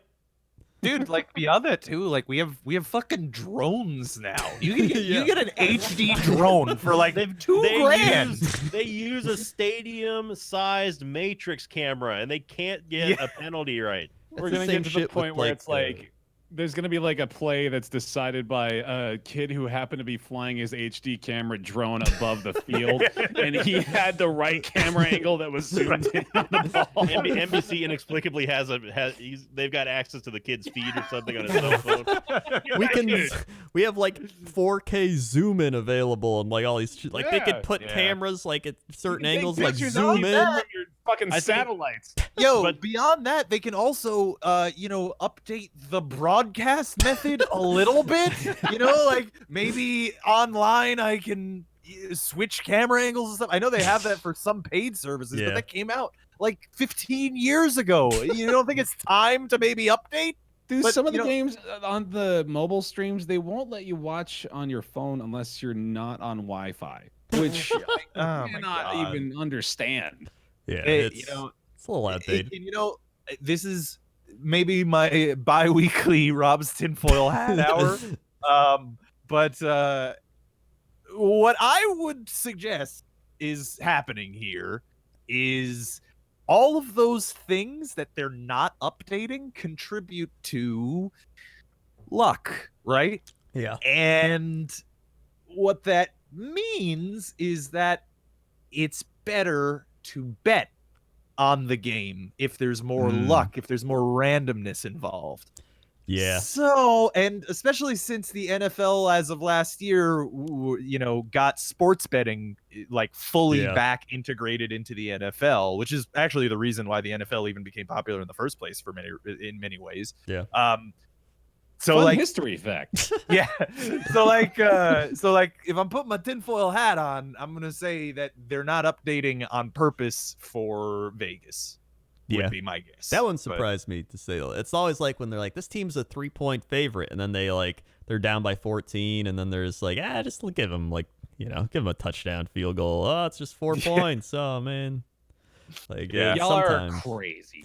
I mean, I don't think every game is fixed. I think sometimes they try to move it in a direction and they hope it does moves. feel like that. Yeah. Yeah. I definitely will feel that sometime, but yeah, I feel like that's with every sport. They kind of do that. It's anytime there's gambling involved and money. Well, I mean, like it's not like it's unheard of in American professional sports for there to be a gambling related controversy with refereeing, right? It happened in the NBA. Yeah, NBA had a huge deal with it in the 70s. Yeah. So, like, even in the 90s, like, there's the one late 90s, the Kings were playing the Lakers, and it was really bad. Like, to the point where I think the guy that went to jail was reffing that game, and he was like, oh, yeah, we fixed that shit. Like, Kobe Bryant, like, didn't even get touched, and they're like, the foul! And they're just like, wait, nobody touched Kobe Bryant. They're like, he shoots free throws. Like, all right. Yeah. It's bad. But aside from that, the football game occurred, and the Seahawks won in overtime. I really wanted it to be a tie. I would have thought that would have been hilarious. Like, the 49ers go like 15-0-1. They're just like, I guess it's undefeated. But Jadeveon Clowney proving that he didn't want to be in Houston after all. Yeah. Now that he's actually on a good team and he wants to be the star, the premier defensive lineman. Another high quality booger quote I forgot about involved Jadeveon Clowney. He was like, even if the stat sheet doesn't show it, Jadeveon Clowney's having an amazing dominant day. And I was like, well, the stat sheet does show it. So, and, things like quarterback pressures, sacks, all these things. Measurable metrics that we use to gauge whether or not someone's good. Information that is available on several screens in front of Booger's eyes at all times. Jadeveon Clowney's best. He's been dominant. I don't care what that stat says. Just a pure heart out there. Like, Booger, there's numbers on the screen that we don't need your insight to point this out. Well, you see what happened here. This is just one of those great games. The hell with the spreadsheet. Now, oh man, I will say the 49ers do look like that team where they've got an amazing defense, but they're like Jimmy Garoppolo. I don't think he's an elite quarterback. I think he's a good quarterback that can manage the game. And he learned how to do that while being in New England. And he's kind of progressed a bit in that. But it feels like they lost Emmanuel Sanders to injury. So that's already their guy they traded for not being at 100%. Yeah. Like the running game. Yeah. The running game's their strength. Coleman had 40 yards. Mostert had 28. And Breda had 18. Like they got kind of stuffed at running the ball.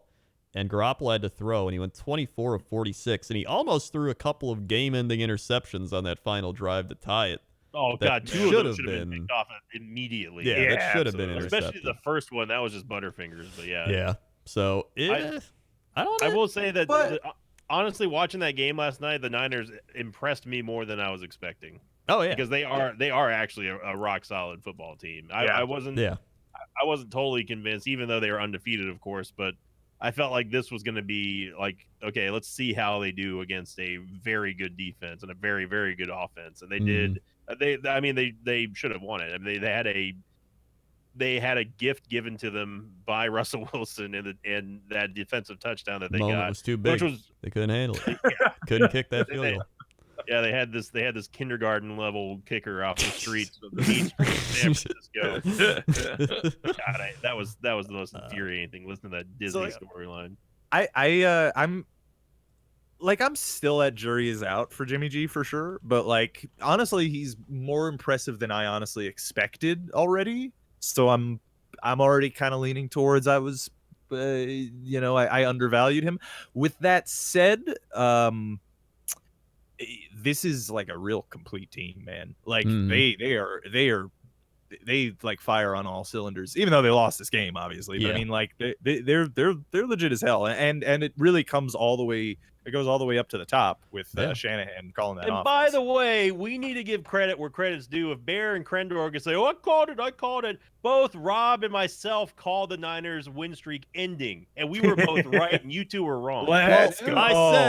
I said, this is gonna be a toss-up. I don't know who's gonna win this one. I said it's gonna be close. So it could have went either way. I almost picked the Seahawks. All right, you picked the loser. I'm saying Rob and I picked one of the most difficult. What's that? I can't hear you all the way down in second place again. That you've fallen back to. Second place by one game. Second place by it's a tie. It is a place. tie. Second place. It is literally a tie. If you can understand the stats. Which, by the way, I want to mention that Hippo Nora was not the person who put together the stats from this week. It was someone named, I think, Pixel Haven is the person or program or someone who did the stats. So shout out to them. But yeah, shout out to you, person or object. I don't know.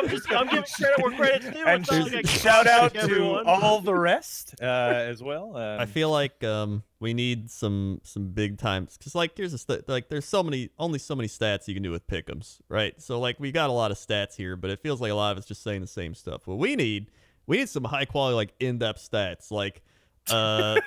Like the amount of times. Yeah, that's right. You heard us, people on the internet who are paid in no conceivable way whatsoever. We need more fucking work. You son of need bitches. like amount of times we make fun of Booger McFarlane.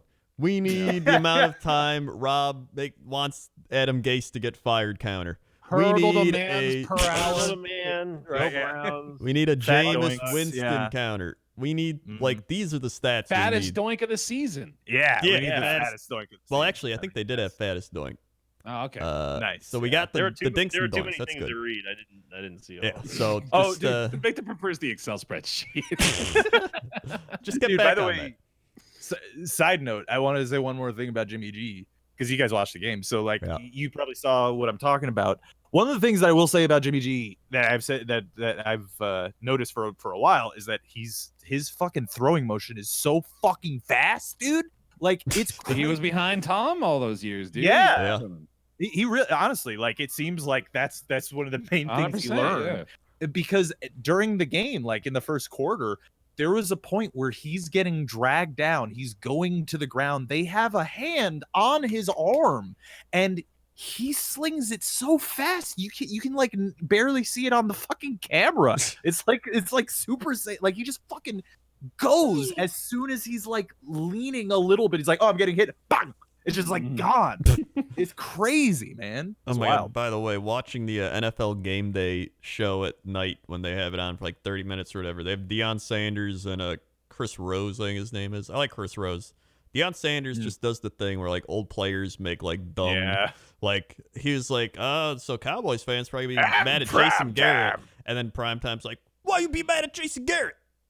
And I'm like, I don't know, maybe because he made some stupid ass calls. I was like, Coach, I don't know, and he's just like, I don't know. Then he's like, I hate when that's like, oh my, what's his name, Michael Irvin. I can't stand Michael Irvin just being like, that's like, Jesus, put the cocaine down. Yeah, him and Dion, they should. They need a show together where they just yell at each other. Yeah. Actually, I think they're on several shows together. They used to be like on a yeah. It's like, Same thing with Shaq and Barkley. The same thing. Yeah. They're a little mostly, more nuanced. It's mostly Michael Irving and Deion Sanders trying to one up each other about who's better. Yeah, but it they're really like is. 60. So like Yeah. and they just stop talking about the actual football. They used to like have the show, and then they'd like the one time they brought up their old clips, and then Michael Irvin and Deion say like they were getting covered. Deion was covering Michael Irvin in the playoffs or something. He's like, "You couldn't handle me. You couldn't handle me." And then Deion's like, "Ah, dude." I was like, "Oh my god, like this is just an ego Epine like mega battle coming in." Yeah. And everyone else is like, "Well, yeah." And LaDainian Tomlinson's just like, "Yeah, I had some games." Your Pick'em's lead is one tie. That's the only reason why you're beating me Oh is my one god! tie. Well, All we gotta right. get onto this so that we All can right. get to the All pick'ems. right, so we're moving on to the pick'ems. By the way, we got an alert coming in. The NFL has flexed the Packers 49ers game after this week to Sunday Night Football. Sunday nice. night Let's football. go. That's going to be a good one. That'll be good. So, Sinvicta, NFL Power Ranking time. Thank you, Coach. Time for the NFL Power Rankings. Like Coach just said on NFL.com Power Rankings. Here we go. Standard, top 5, starting with Robert. Go. Patriots. Yes. Bear. Ravens. Yes. Coach. Packers. Yep. Ooh. Robert. Seahawks.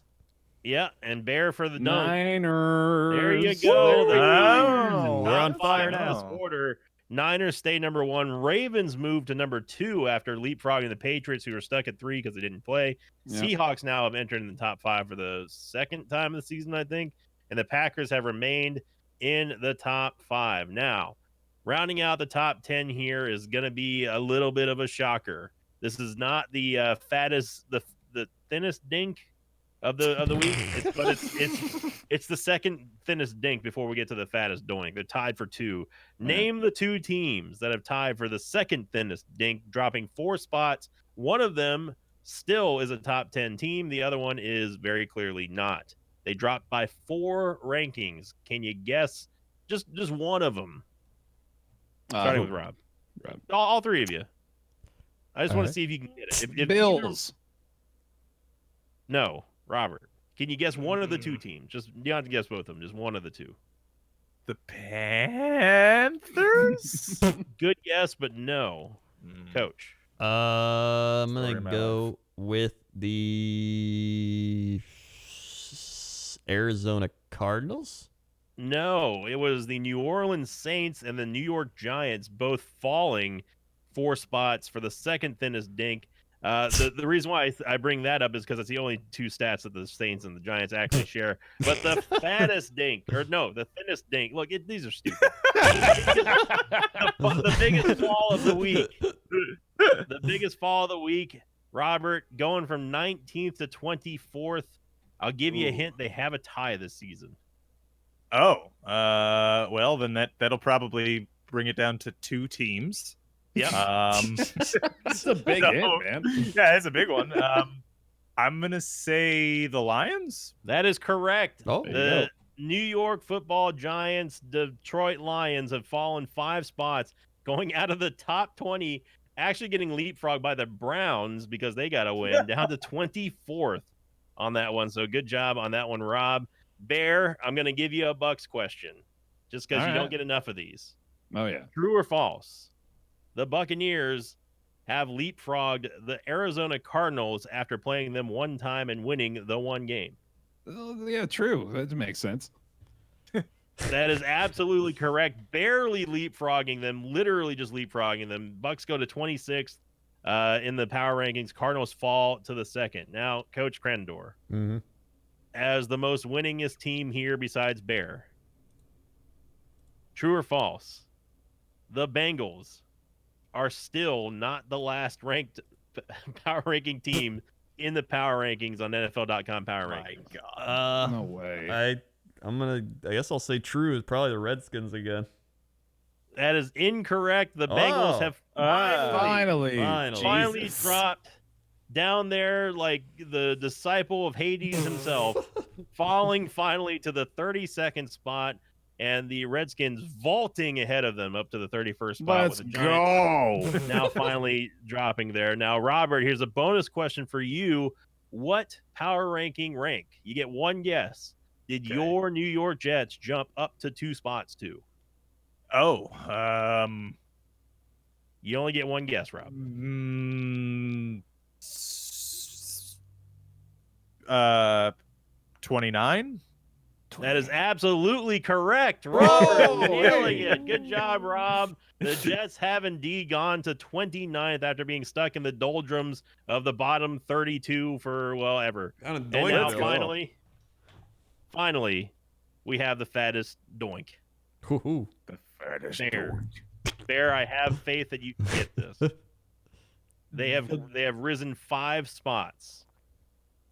They've gone from 17th to 12th. Name that team who had the fattest doink of the week. That would be. Wait, no. The fattest doink is the Yeah, biggest Yeah, drop. it's down. me It's again. always down. Yeah. It's been down the entire time. All right, well, those You're were the the only one fattest having trouble with it, goddammit. I'm with Rob. You're thinking of the biggest dinks, not You the guys- fattest you guys doinks. And the came up- fattest dinks are not the You guys doinks came because up the with doinks this are the system dinks. when I was oversleeping 1 week and I still haven't gotten it. It's All like right, you fine, missed the 1 week of thinnest- math class. Now you can't catch up. There's just too many numbers. There's too many numbers. All right, it's fine. The thinnest dink, the team that rose Just say 5 the spots. biggest rise, and then we'll only have one for the drops, and then we'll just Yeah. stick with basic boring terminology for the rise. You guys came up with a system when I wasn't here. Give me the Falcons, dude.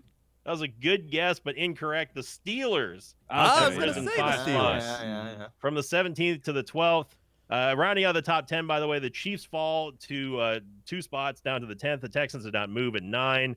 Cowboys are still in the top 10. How are the Cowboys Now, ahead of the just- Texans No, and no, the I don't Chiefs? know. The Can't- Cowboys are ahead of cannot the argue it. Chiefs. Hey, Can't fucking argue it, lost. Nope. Cowboys sitting at 8th at 5-4. They're The 5 Vikings and now. 4. No, coach, they're exactly where they're supposed to be, and the Vikings have now moved above the Cowboys for the first time, going to rank 7 at 7-3. Good job, Oh, Dallas. You'll What get a them next blessing time. by the NFL. Thank Uh, Christ for that. Yeah, if the Vikings were below them, that'd be absurd. Notable teams who the Cowboys are still beating in the power rankings, because that's exactly how they should be: the Bills, the Panthers, the Raiders, the Rams, Steelers, Eagles, and the Chiefs. Notable teams the Cowboys have beaten. The Eagles. That's it. Yep, and they're ranked above them, coach. Back up to you. They in the booth. lost to the Jets. No. Notable wealth of teams in Nope. the NFL. Cowboys, #1, despite losing for like They're 20 the most years. valuable sports team in the world, dude. Yeah. It's so, They're right where they should be, as predicted by the Bible of the internet. Back up to All you, right, coach. fantastic. Welcome back to the studio. We're going to take a look at the playoff picture real quick. Right now, if the playoffs started today, playoffs. Patriots, Ravens would get the buys. We'd have the Steelers, Texans, and the Bills, Chiefs in the wild card. Outside teams looking in: Raiders, Colts, Titans. Raiders, Colts 5-4, Titans 5-5. Then there's Jaguars, Chargers. They're not making it. Then we had the NFC: 49ers, Packers would get the buys, and pretty much would come down to whoever wins that game they play. So that's going to be interesting. Then you've got it would be Vikings, Saints, and Seahawks, Cowboys for I think the 100th time in the wild card. And the Cowboys I don't think would win, but you never know. Outside teams looking in: Rams, Eagles, Panthers, all 5-4. So the Rams would miss the playoffs. Eagles miss the playoffs. Panthers, Bears at 4-5 are the 4th team down there. That's nobody else really matters there. You know what we got to do at the end of the year, by the way? I'm just What? reminding us because we're halfway through. Mhm. We got to go back to our playoff predictor. Oh my God, that's right. predictions. Yeah, at the end and see. Where's the value in that? We're all insanely wrong. No, I said the 49ers would be good, but I didn't think they'd be this good. We also thought the Browns were going to win the division. Well, let's move on from that one. Actually, I think All I right. picked the Ravens. Well, actually, no, did I? I think I had Ravens like as a wild card. I don't know. I don't remember. We'll see. We'll go back at the end of the year. Yeah. All right. Well, it's Pick'em's time. Pick'ems. Pick'ems. All right. Thank you, anime girls in the back. Thank you very much. We got a Thursday night one here. Steelers at Browns. Ew. Yeah. Well, Scheduled that. I think I'm gonna go Steelers here. What a brave and bold pick, coach. I don't think the Browns offense can score against the Steelers very well. Yeah, that alone is probably enough for me to agree with that pick. My gut was go Browns, so go Browns. Oh, no. You sound like you're vomiting. I'm not feeling good about this one, boys. That or he's turning in some kind of kaiju. We don't know yet. Yeah, I'm gonna say Steelers. All right. I'm gonna get the one win out of that one, boys. Do it, man. Guys, buckle up. We got a game of the week coming in. Oh Jets, shit! Here it is. Redskins. Game of the season, Coach Grandor. I don't know why they didn't flex this one. This is honestly, it's probably the Jets. Yeah, it's the Jets. I think here. You're 'cause talking about the Redskins are fattest bad. going here, Rob. You Rob, guys this is have your way time to too shine. much faith. I'm going with whatever Rob picks. Are you putting your faith in Dwayne Haskins? No, I'm putting my faith in Rob. Do I think that we will go to Washington and fuck? Well, no, that's a terrible question. The answer is always yes. We will fuck up. Is our fuck up going to be worse or better than the Redskins? Who sucks less? I mean, if you're hitting this point, They're if there's both god awful. if there's somebody that can mess up worse than the Jets, it's the Washington Redskins. Yeah. I'm gonna say the Bengals, but yeah. I don't think the Redskins are gonna win another game, dude. I think you might be right. Sure. You know what? Go Jets. Let's do it. Let's you go. There you go. There's Jets the time. Jets. If I lose, Rob, I'm gonna be very upset. Jaguars, Colts. Actually, tough. Colts. It is actually Yeah. tough. I think this one's easier Yo, than you guys are making it Big believe. Dick Nick comes back this week. Let's go Jaguars. Oh shit. Oh, does he actually come back this He week? does. Ooh. If Brian Hoyer's still playing, then definitely go Jaguars. Yeah, is Yeah. Brisket playing? Like, do we know? Jacoby Brissett. Jacoby Brissett practices in full Wednesday. Huh. Okay. So He's he's gonna be. Oh, a he good- will start. That's what they're saying. Yeah, they're saying he's gonna start. Okay, I'll go Colts then, actually. But Is Oh, Foles, I think is Foles guaranteed to start though? Yeah, he's starting. Man, that's tough. All right, Coin. Don't let me down. I'm gonna stick with my gut. I'm still gonna go with Colts on this one. Heads for Jaguars, tails for Colts. It here we is go. heads. All right, Woo, Jaguars for let's this one. go. I hate that you're a Jaguar person. Jaguars. Is it salmon or salmon? It's Sam. Sam. It's always salmon. What is it? Jaguar? What do you say? Jaguars. I said Jaguar. Jaguar with a W, W-A-R. I'm saying Jaguar. No, they're See, not. yeah, I say Jaguar. We like the Jaguars. Like Jaguar. Jaguar. Oh, that's It's that's war, like a not French wire. Jaguar. Jaguar. It's fucking football, dude. Football has poisoned people's brains on how to pronounce that word. It's just Southern commentators being like, the Jaguars are out there doing cat things. I lived in Alabama for 2 years. I got to pass. Yeah, that's fair. Yeah, I didn't know that. Bills. yeah that's rough. I was a baby when I lived there. Oh, Bills. that's when I'm most formable. Gotcha. Bills, Dolphins. I'm gonna go ahead and give me the Buffalo Bills on that one. Although the Dolphins are on a 2-game winning They streak. are on They a are. 2-game winning In streak. fact, it was brought up the Dolphins have the highest win streak in the AFC at the moment. Or AFC East. AFC East. How Yeah. crazy would it be if the Dolphins make a wild card? That'd be That's- incredible. They're gonna lose to the Bills. Yeah, They are going to lose to the Bills though. You know? Here we go. Don't. you get tempted when you hear these situations come up, and I'm trying to protect you. All I'm saying is the last time they played, which I don't think was that long ago, the Dolphins were winning 14-9 at halftime. But I don't think it's impossible. I Yeah. just think it's a 99 out of 100 kind of situation. yeah, I think the Bills will win. They'll probably be upset they lost and like turn it up a notch or something. No, you so- should pick the Dolphins so I can Nah, get I'm my gonna take the win back Bills. on I'm you. taking the Bills. All right. Cowboys, Lions. Lions. Lions are still without Stafford. And Yeah, Yeah, I'm I'm going going Cowboys. Cowboys. Cowboys. Yeah, Cowboys. You're right. Yeah, fair. Yeah. Yeah, that's probably Yeah. the Cowboys are honestly, well, they're the 8th best team in the NFL. You're so damn obviously right, they're they're gonna right where they're supposed to be. They're the bestie in the NFC East, which is a shit show. Yeah. Yeah, Texans, As always. Texans, Ravens. Ooh, Ravens. Tough. No, This is Ravens, dude. I- Lamar is unleashed. I don't know. This Deshaun team is Watson's pretty scary. good too. That's the He thing, is not right? Lamar. I The He's mean, not. Ravens did lose to the Cleveland Browns. They did. See, like Like like Deshaun Watson maybe doesn't have all the skills that Lamar has in some respects, but he has more skills in other categories.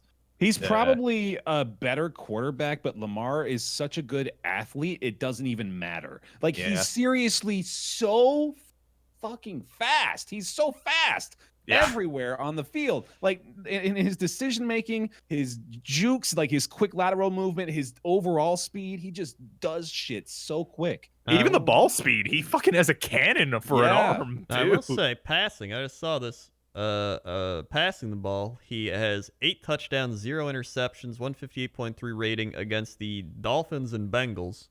Against all other teams, 7 touchdowns, 5 interceptions, 83.7 rating. So Oh. Okay. he's So, yeah, like- not the greatest at passing, but he's still good. But it's those teams still can make taking anybody Ravens. look good. I'm still taking Ravens, but I could see this being a shootout. Like, I'm gonna go Texans. Wow. I'm also probably going to go Texans here. The Texans have one of the best pass defense in the entire AFC, Mm. and the Ravens have struggled against a couple of teams, notably the Cleveland Browns, who have stopped the passing attack. It's all about containing Lamar, though, is the thing. Yeah. And Yeah. I think that the Texans line, their defensive line, could actually pull it off. Yeah. I'd Yeah. be blown away, but all right.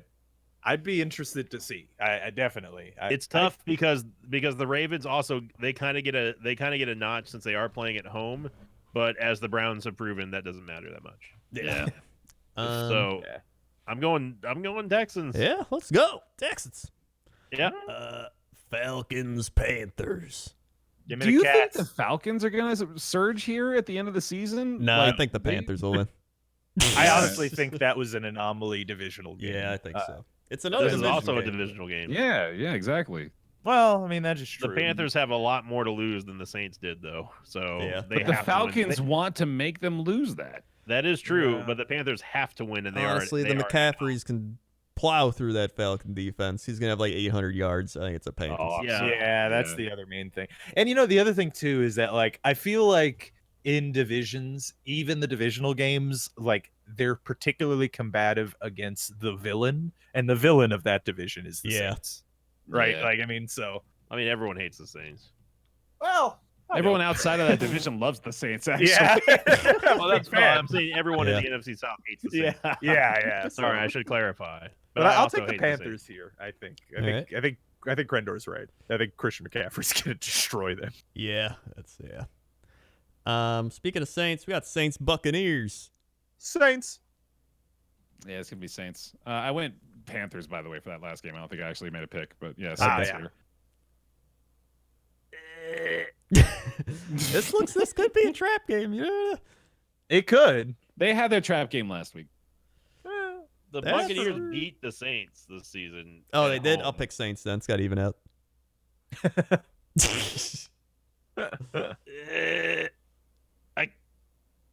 I can't pick against.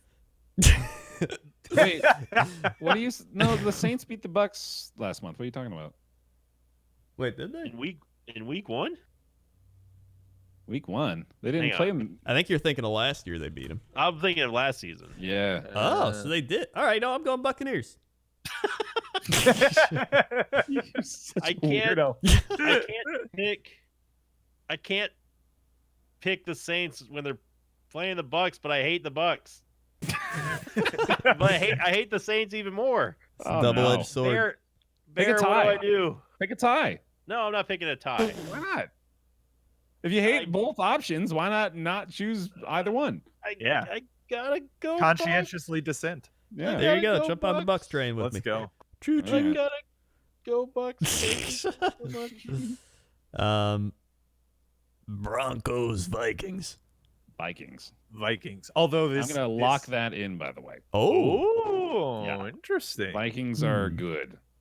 I They're agree, good. but like, if I have my once weekly trap game call, that looks like a trap game to me. You already said I two think trap so as Not this week. well, to the point where I'm gonna take the Broncos. Stop picking against my locks. I hate it. Like last week, they had a bye week, but Brandon Allen came in 193 yards, 2 touchdowns. They played the Browns. Phillip Lindsay had 92 yards running the ball. Noah Fant was doing great at tight end. Like I think they have it up. Yeah. And they've got a good D line, which is Yeah, the thing stop that Dalvin Cook. tilts. Yeah, it's good for stopping Dalvin Cook and tilts Kirk Cousins into the stratosphere. So Yeah. like, The Vikings get Adam Thielen back today, or Ooh. this week. I mean, yeah, That's neat. I'm still taking the Vikings. I'm just saying. I'm It not really feels- because it Feels won't, trappy. won't matter if Dalvin Cook doesn't get going.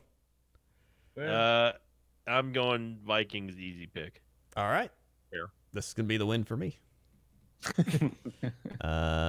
Cardinals 49ers. if I Niners. could get a second lock, I'd probably go. With Yeah, I'm taking 49ers here. 49ers. Yeah, I'm gonna lock in the 49ers. Ooh. Uh-oh, spaghetti. Shocking. Patriots Eagles. Super Bowl rematch, man. Here we go. Yeah, I'll take the Patriots. Yeah. Yeah. I'm going Eagles. Oh! That's a funny joke, right, guys? Yeah, that's a funny joke. We have jokes here. Yeah. So you're going Patriots. Yeah. I'm going Yeah. Patriots. Okay. It's obvious. Come on Um, now. Bengals Raiders. I'm locking the Raiders. There it is. Ooh, there we go. What a brave pick. Raiders, everybody. Raiders. Yeah. Raiders. Yeah. Yeah. This is not the week for the Bengals. Watch them win. That'll be. I mean, Um, I'm starting, might as well, dude. I have to start Derek Carr this week because Aaron Rodgers is on bye week. So Yeah. I can't wait for those sweet Bengal points. Mm. I have to start players this week. Rams. Oh yeah, you have to start your players this week. That helps. Rams Bears. Go Bears. Go Bears. I think the Rams are in a must-win thing. If I'm gonna pick the Rams, if they lose this, I'm never picking them again. Dude, if they lose this game, I don't know what the hell to think of them. No, I've got anymore. to. Like, I thought they were a decent team, but if they lose this, they are They're, not looking they're like great. done. Yeah. I've got to go Rams on this I one. think the Rams. They have Jalen Ramsey now, and I think he'll cover. Ramsey! I think he's gonna cover Allen Robinson, which is like the Bears. That's what their offense is Allen Robinson, and so taking that away, I think will shut the Bears down, and I think the Rams can do it. Yeah. Yeah. I'm picking out of species allegiance still, but Hey, you were the only person to pick the Bears last week, and it worked. yeah, and that was a Yeah. bit of an anomaly still. But I do actually think they could win this game. They could, Yeah. yeah, but I think so too. it's gonna be a challenge. Yeah, I'm picking the Rams in hope as well. Like they should win this game. Yeah. I mean, if they don't, how they're- incredible would it be if Bear actually takes the lead and pick them? Just because of Bears picks. Just because picking the Bears. Yeah. Just because of the Bears, the species allegiance. Then we have the Monday night Chiefs Chargers.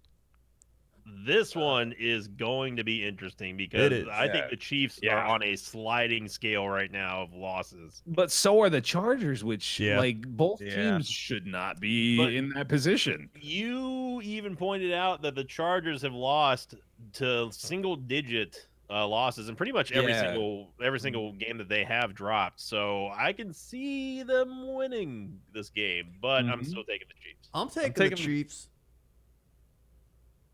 Yeah. I Yeah. thought there'd be more to that. Yeah, it statement. didn't really sound like there was going No. to be.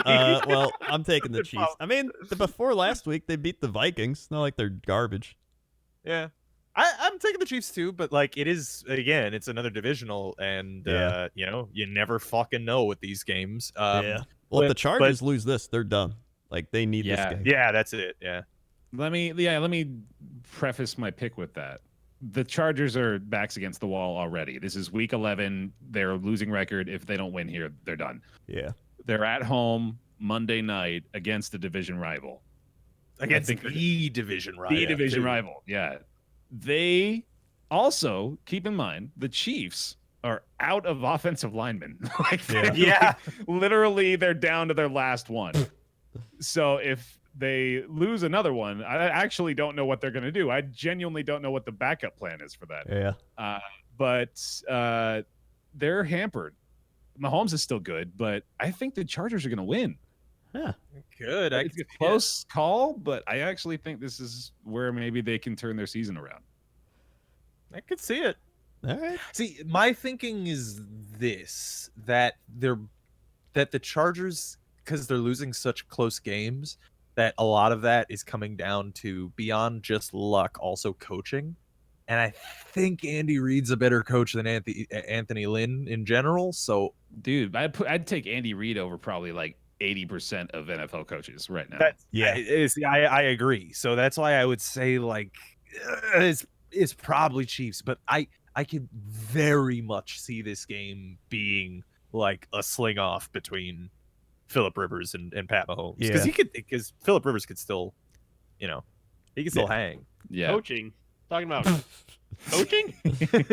The Chargers they have a positive point differential, by the way. They've scored 207 and they have 194 against. So like they're not bad. They just keep losing very close games, and that is reflected in the Chargers also have the worst red zone offense, I believe.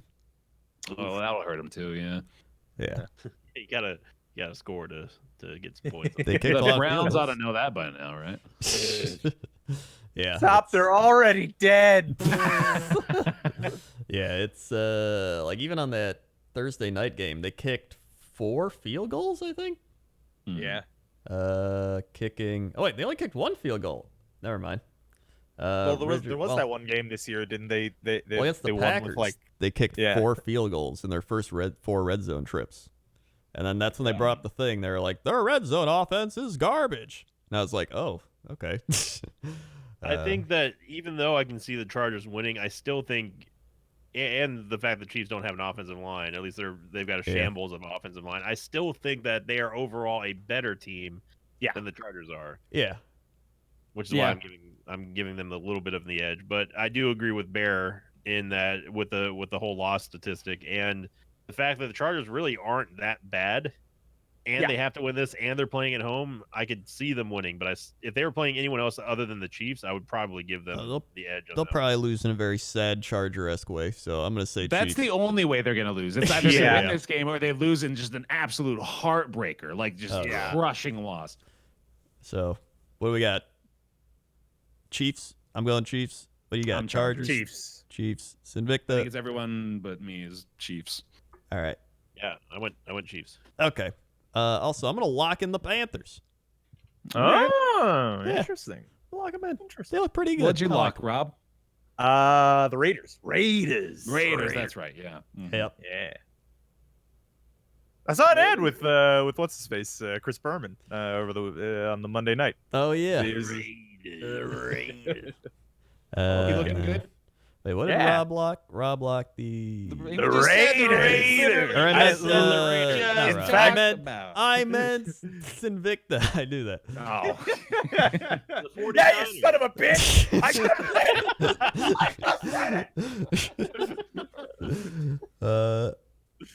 It's so- by the We're way, reactionary here at this podcast. it's been hell. It's been hell for NLSS fans to have myself, Bear, and Rob in the same call for multiple hours every single week. They're like, I can't tell who's talking. I've only ever confused myself with Bear, and that only happened like one time.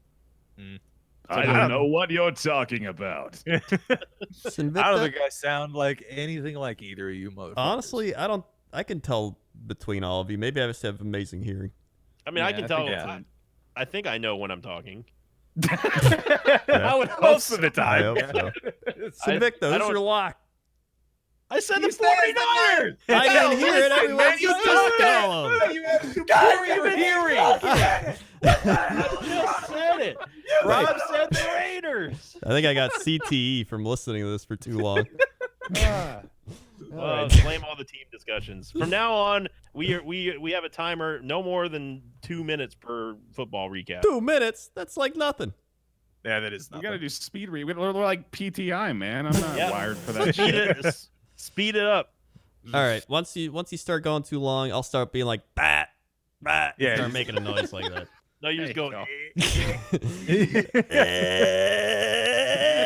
It can't be. That'll be very effective. Actually. We'll just keep rising Just as until a it's general rule, by the way, in the future, we cannot use a Krendor grunt as an alert for anything. They have stopped. Yeah. We're just gonna Constantly. breeze over it. Yeah. Yeah. Sound like we put the batteries in wrong. We put double D batteries in like a triple A battery slot. Crendo just starts over bolting. He's overcharged. He's like, Anyway, that's gonna do it for the podcast. Follow us on YouTube. Watch there, preferably. I upload there instead of the other one because then the other one I gotta like render the audio file and upload it, and that takes like 10 minutes. I don't got that time. So watch us. We now have an official YouTube URL. If you go to youtube.com/3 guys and a bear. So it's 3, the number 3, and then guys and a bear. And that will take you, it should take you to the YouTube channel. we still don't know our YouTube. Hold on, my YouTube isn't working right now. But I'll try it. Hold on. I got Yeah, you. you try it. YouTube.com/3 guys and a bear. It worked. I'm there. okay, good. Oh, let's go. Nice. Guys, do that. Moving up in the Subscribe. world. Click the little bell to be notified about our uploads. Unless you're like, this shit sucks. I'm not clicking that bell. That's fine. I understand. There's another button for that too. It's the Oh. subscribe button. So click that one. Yeah, make click sure that you one. hit Yeah, hit it all. Yeah, but And- there's also a sub notification bell icon now, so you have to say turn on all notifications instead of just partial. It's dumb, So but you can have to do that one. There's 3 levels of notifications. There is now. And they've actually recently weakened one of them because people were getting the content that they wanted too much on YouTube. Can't have that. Yeah. So yeah, then we're also on SoundCloud if you're still over there. So it's all good. Follow us on Twitter. There's all our Twitters. There's Krendorf and Vic, the Alpaca Patrol, Bear Taffy. It's all up there. You check it all out. Thanks for listening. And we'll see you next week. That's all I got. It's not Star Wars, Rob. All right. Bye. Bye.